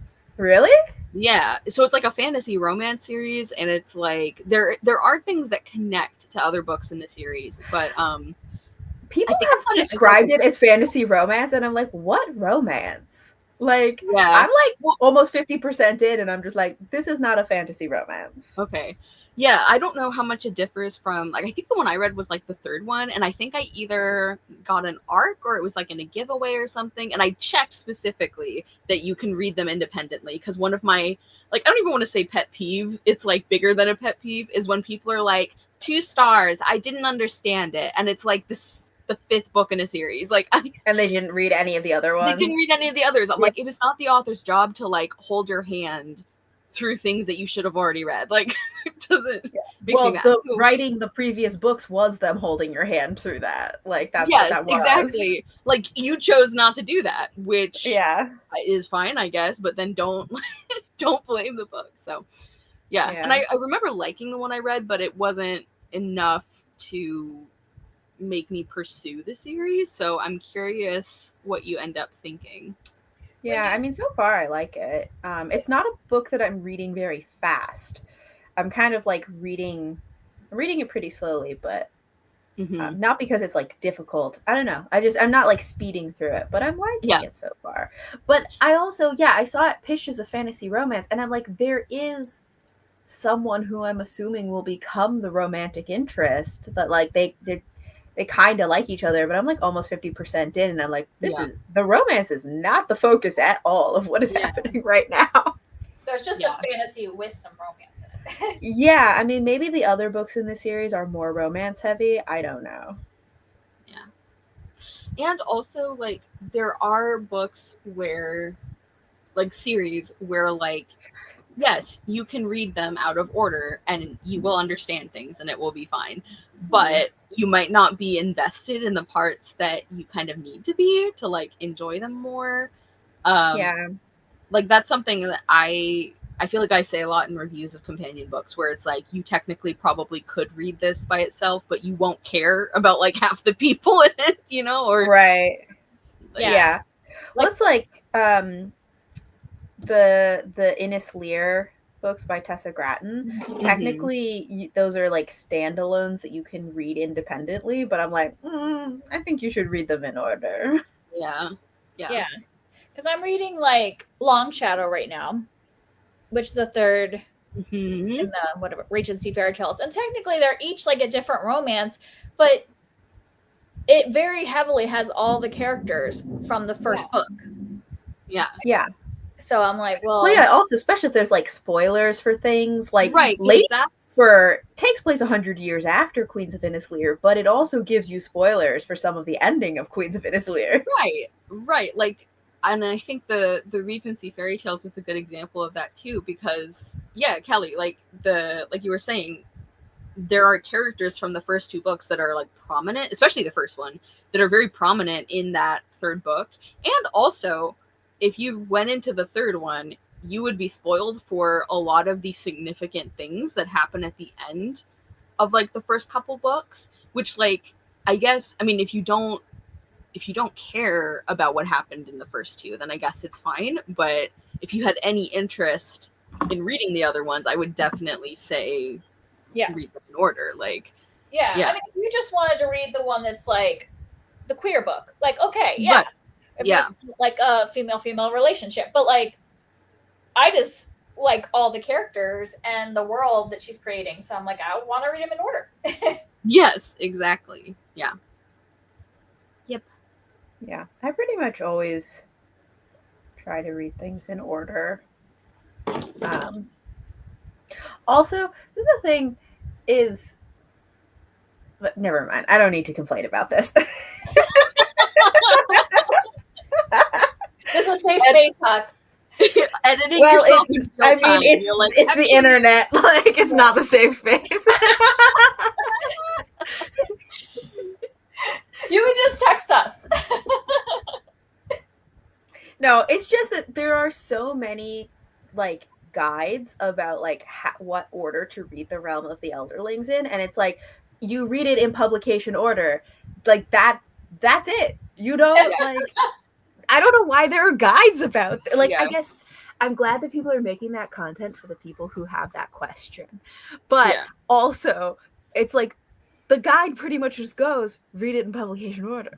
Terry Pratchett is an author where I'm like, it makes sense to me that there's so many guides and so many opinions on and also because there are authors who also will like write something and then backtrack and write something, like she wrote it in chronological order, so that's how you read it. And sometimes it doesn't, like the what was I thinking? Yeah, there's like the Terry Pratchett, but also like, you know, Brandon Sanderson does that sometimes too, where people are like, oh, or there's there's just some authors that do it. The Bejeweled one, the big Bejeweled. Vorkosigan, right? Because she like didn't write all of those in order, so then like publication order is not chronological order, and so then it's like, okay, where do I start? And like that makes sense. Anyways, it's not. I'm not saying this to like criticize people who make that content, because they are providing a service for people who do have that question, because it is a very long and intimidating series, so I understand. But it just is always a little funny to me, because I'm like, you like literally just read it in publication order, like that. She wrote it that way. That's what I was gonna say too, and like this is 100% affected by my strong bias against Robin Hobb, my literary arch nemesis.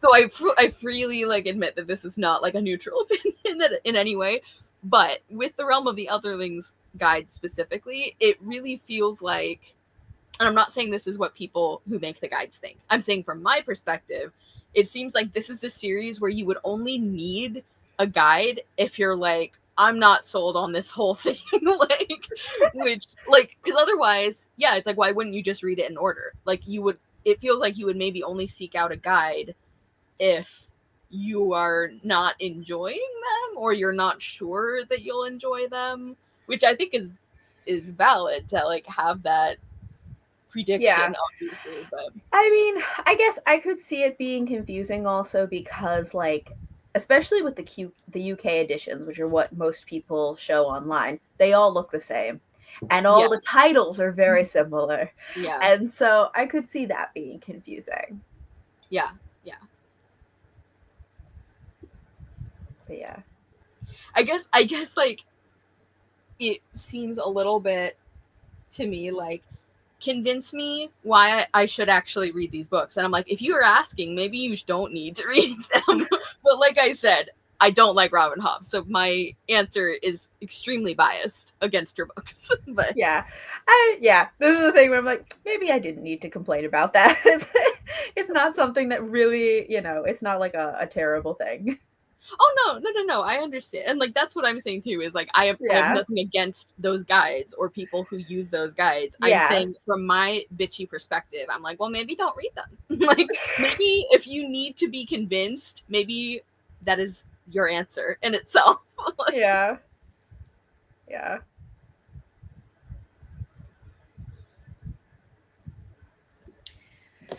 Okay. And to be fair, also, I did make a video that was like what order to read Julie Marillier's books in, which like she has a bunch of different series. Yeah. But with her, like the what's it called?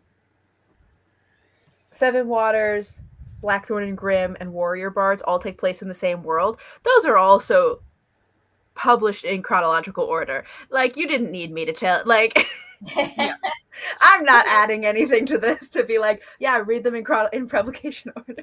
Okay, but I would argue that, like, you did add value because I'm really grateful that you told me, like, quite a while ago that, like, yes, you could read the Warrior Bards separately, but if you had any interest in trying Blackthorn and Grimm, you needed to start with that one, because like that actually really helped me, because the one I was most excited for was the Warrior Bards. But I was like, I should at least try the Blackthorn and Grimm, and like currently it is my favorite thing Juliet Marillier has written. So I am really glad that you gave me that information. Well, I'm glad that it helped. Yeah. Yeah, well, because that is one of the things where it's like, if you read Warrior Bards first, it would spoil some things about Blackthorn and Grimm. Yeah.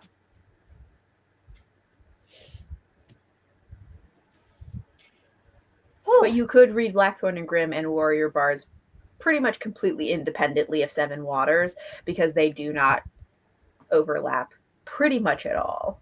Mm-hmm. There's like one thing that you may not know who somebody is, but like it wouldn't really matter. Mm-hmm. Anyways, I don't need to reiterate all of my stuff about Julie Marillier.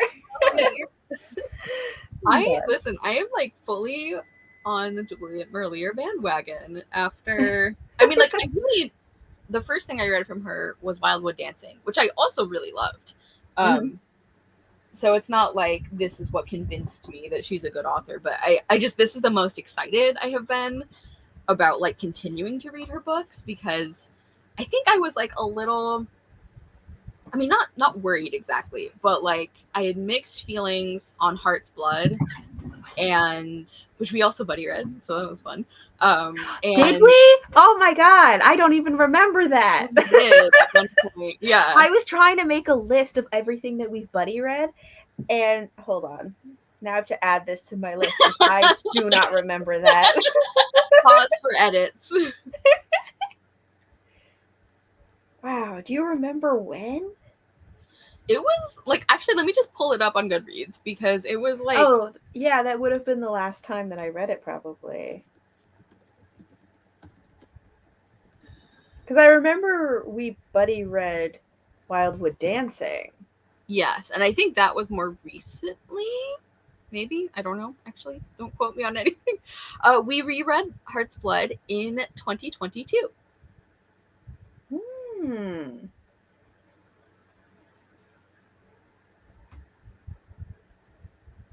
I still stand by my points though. I was looking at my review and what I marked for spoilers, and I was like, past Kara was right. No, I still think that. I have to go read your review because I don't know what you said. I don't even remember reading this, so I mean, like, I remember that I've read the book, but I don't. Yeah. So I've had like mixed feelings on that one, and I still want to go back and try other Seven Waters books at some point. Like I want to like the other books in that series more. I honestly don't think you're gonna like the second book. Should I just like pick a late book and try? Like, no. I mean, I don't know.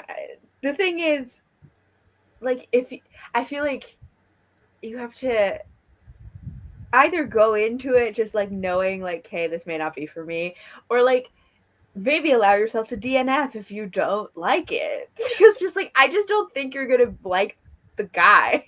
Yeah. That's fair. That's a fair assessment based on. I remember you telling me just a little bit when you were rereading it, and I'm like, Yeah. Yeah. Oh yeah. Oh yeah, I do remember Buddy reading this now. Okay. Man, because I remember, like, as I was like reading the character names, I was like, oh yeah, I remember talking about that. Okay.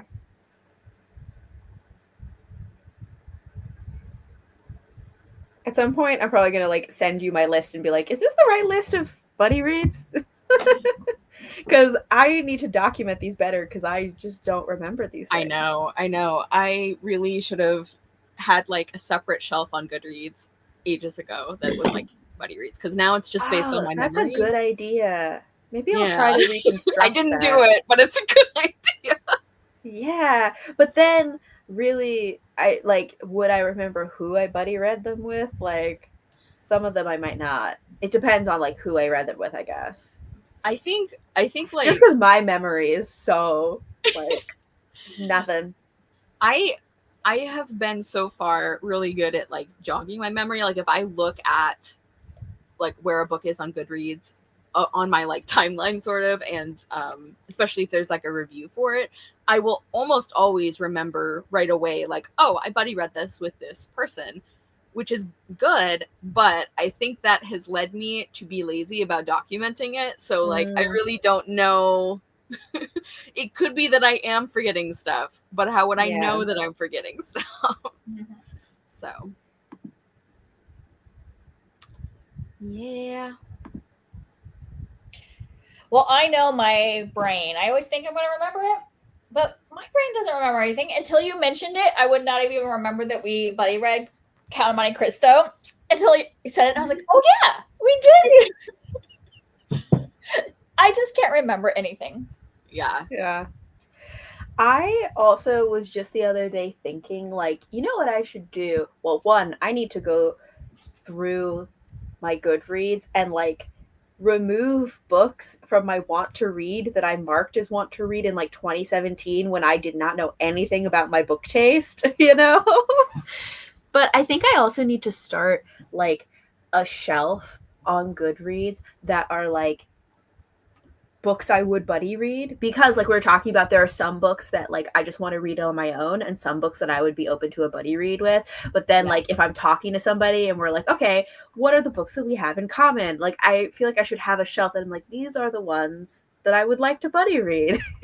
Are you also interested in any of these? Yeah. I did that. I feel like that'd just be more convenient, you know, than like guessing back and forth. I love the Goodreads feature that's like compare books. I love snooping on I my do friends' that. books. Yes, I do that too. Yeah. I did, because I think I've been on Goodreads since 2017, and I did the same, or 2018 or something like that, and I did the same thing. I went back, I'm like, I'm removing these 100 books that I haven't read it in, what was that, 7 years, and now I don't even know why I put this on here. Yeah, there are things I'm like, I don't even remember this existed. So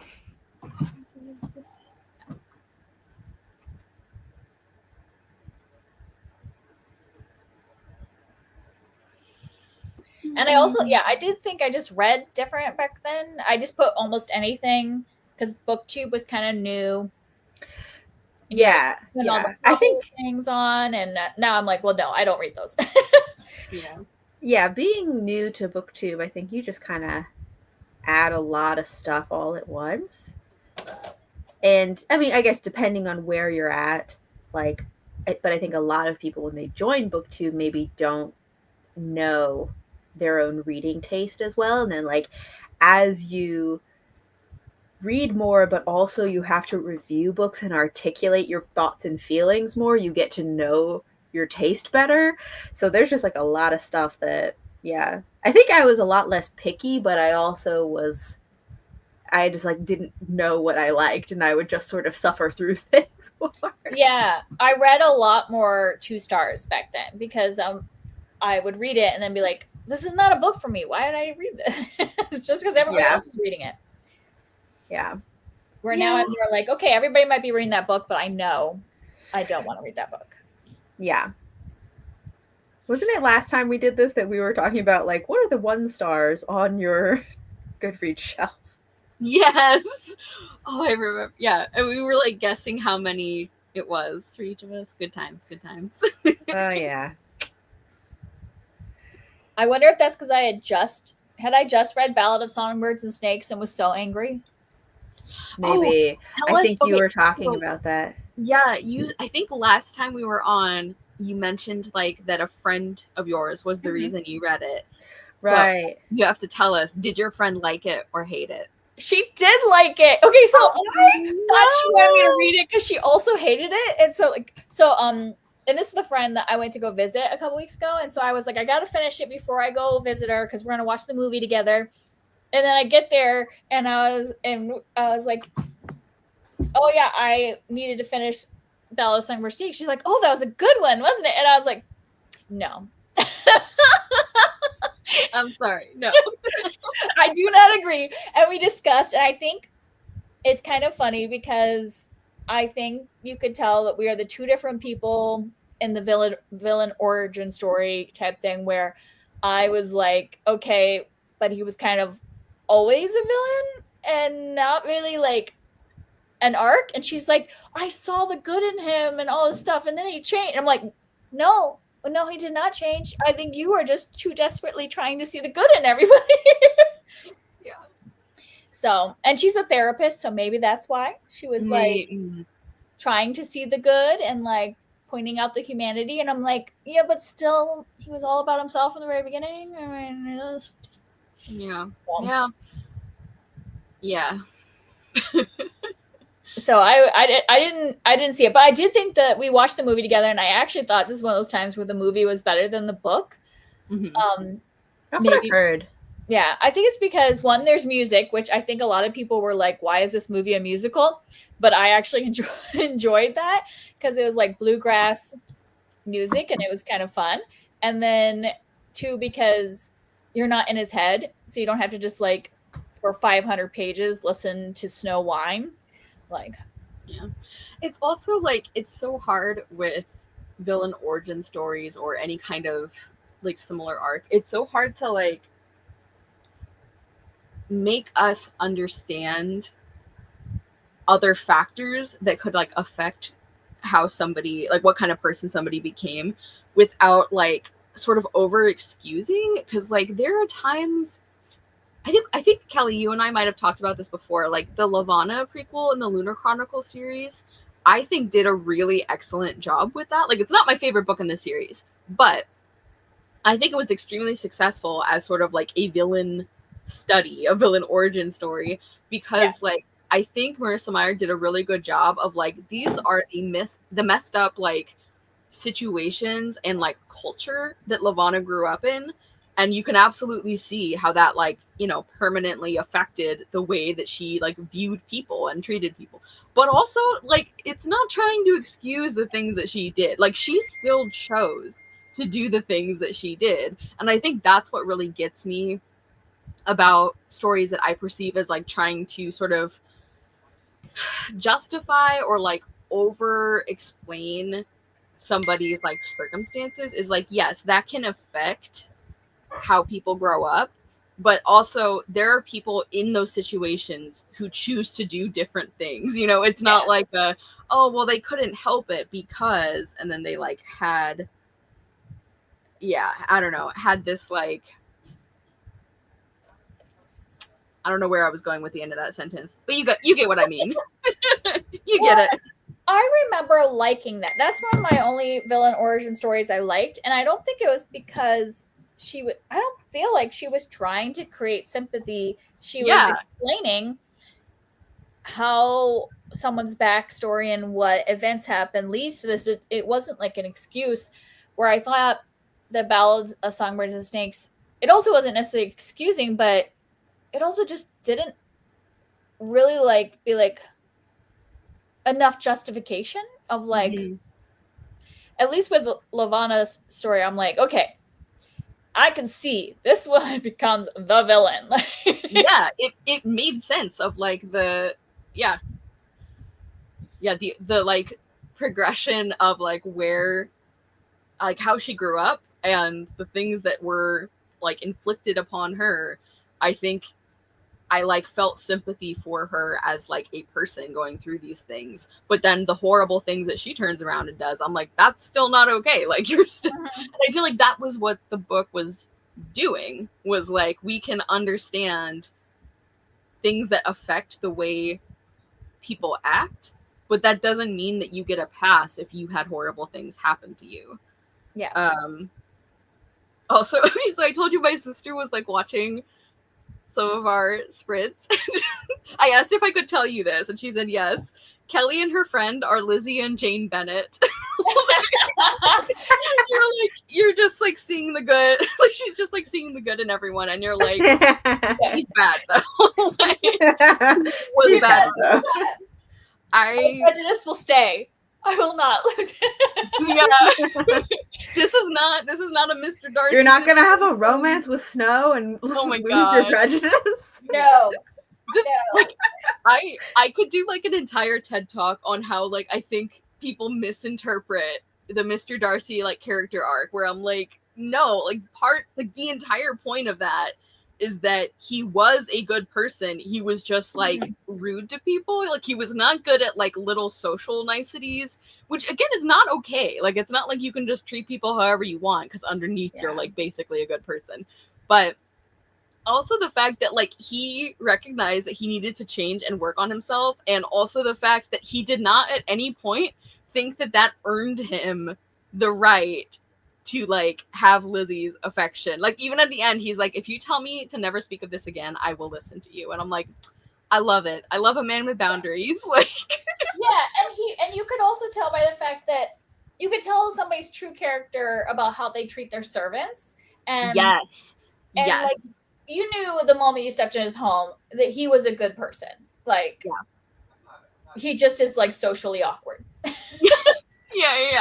Yes, exactly. Like, and I like that that's one of the first things that starts changing Lizzie's mind is she's like, oh, like the people who are completely at his mercy, you know, in terms of like their entire livelihoods and the way that they do anything, it's like they don't just like appreciate that he gives them work, but it's like they respect him as a person. Like he respects them as people. Like he listens to their opinions. Like it's I think that's a huge part of it as well. This is why I like Emmerich. I feel like he is a similar character where they're like, she calls him at one point, she's like, you are the human embodiment of a protractor. Like I love. But it's like, but I think that you have to read the second book because I think you will love like just some of the stuff that he does. It just he's just like deeply awkward, but such a good person, like under all of that. Well, and I think that a lot of his character arc, at least in the first book, is like realizing that right and wrong is not always so clear cut as he thinks. Right. And It's like more complicated. yeah, Yeah. which I like the way that he learns that. So Yeah. yeah. On the other side of the Jane Austen spectrum, it's like Henry Crawford is trash and I like him anyway, and I deeply apologize. Like it's very, very not. Wait, which one is that from? Mansfield Park. Okay, I don't think I know that He's the one. only Jane Austen bad boy that I find believably charming. And I freely admit this is a problem of mine. I actually haven't read that, and I'm gonna read it next month. Okay, cool. It's the one I picked for Jane Austen July because I haven't read it. So excited to hear your thoughts on it, Kelly. Oh my god. I mean, I've seen the movie, but it's different, you know, because a lot very different. That movie in particular is so different from the book and like how the characters are in any way. Yeah.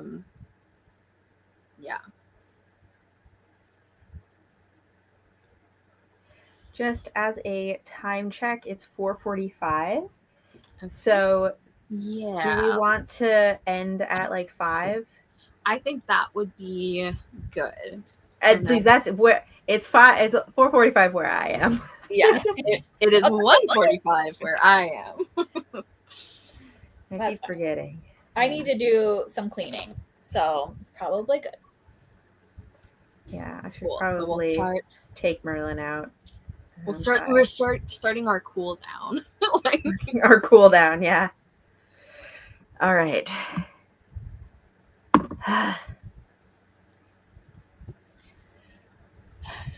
So we had talked earlier about like starting projects and not finishing them. Me, as opposed to Huck who finishes. I'm the same way with books because I told myself in my TBR this month, I was like, one of my goals was to finish books I had started. And I did some of that, but then I started more books that I did not finish. So at the end of it, and other than what I might finish in the next day, which is probably nothing, I am ending this month with 9 unfinished books. 4 of which were still from that earlier in the year, and 5 I started this month. It did not finish. Good. The best laid plans. Like, yeah. Just chaos. This is just who I am. Yeah. Oh. I just like to start things. I like new stuff. I don't like to finish things. Oh, goodness.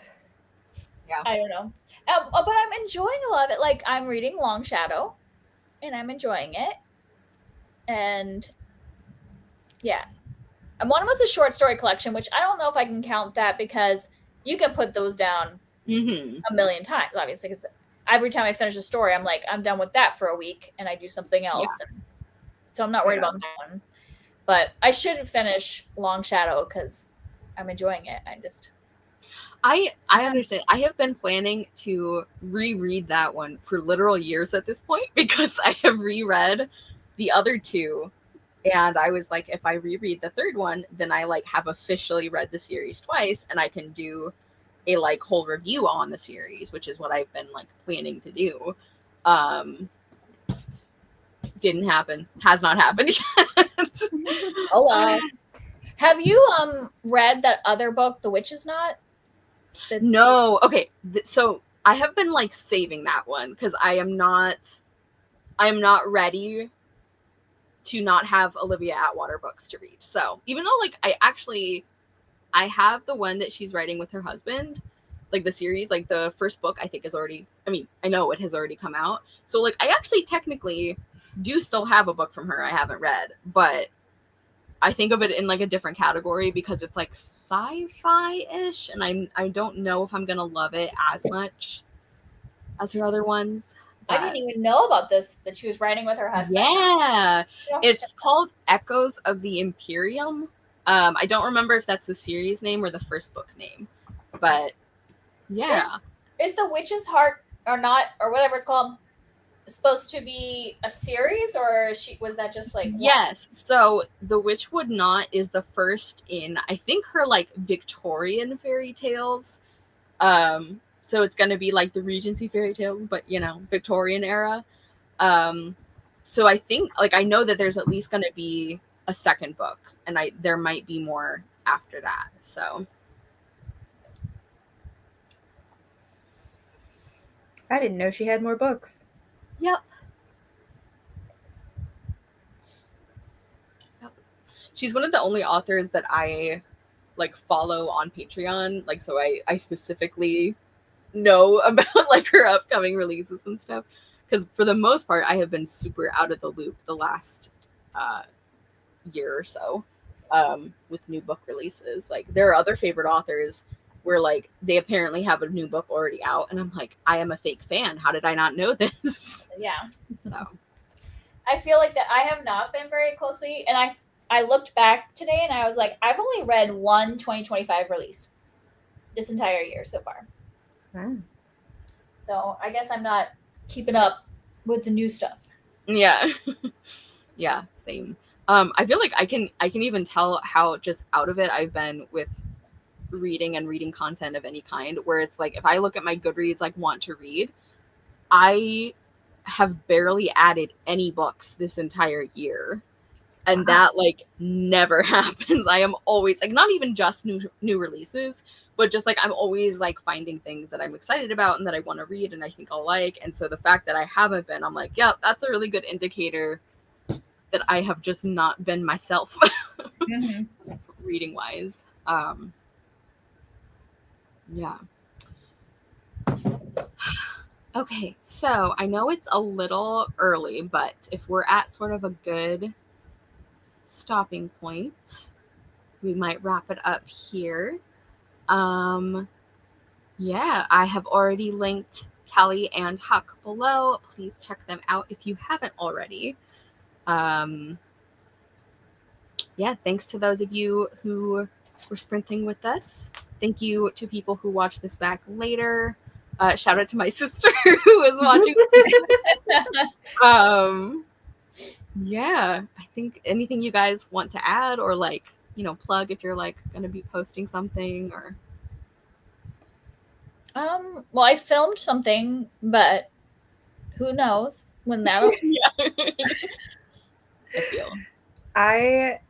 Not yet, but I am planning to have a lot of like mid-year content coming out soon in July. So cool. There's that. But I need to film it all and get it up there. Maybe I can time my content I should have done at the beginning of this year to align with the mid-year content, because then it's like sort of the same vibe but also different. So yes. Maybe that can be my goal for timing that, for actually getting it together. So all right, well, thank you both of you as always for wonderful scintillating discussions and for crafting in tandem with me. I look forward to our asynchronous buddy reads. It's going to be the new booktube trend.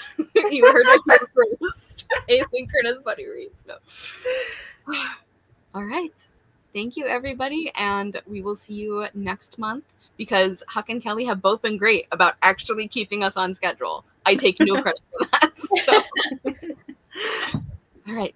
We will see you next time. Bye. And stream.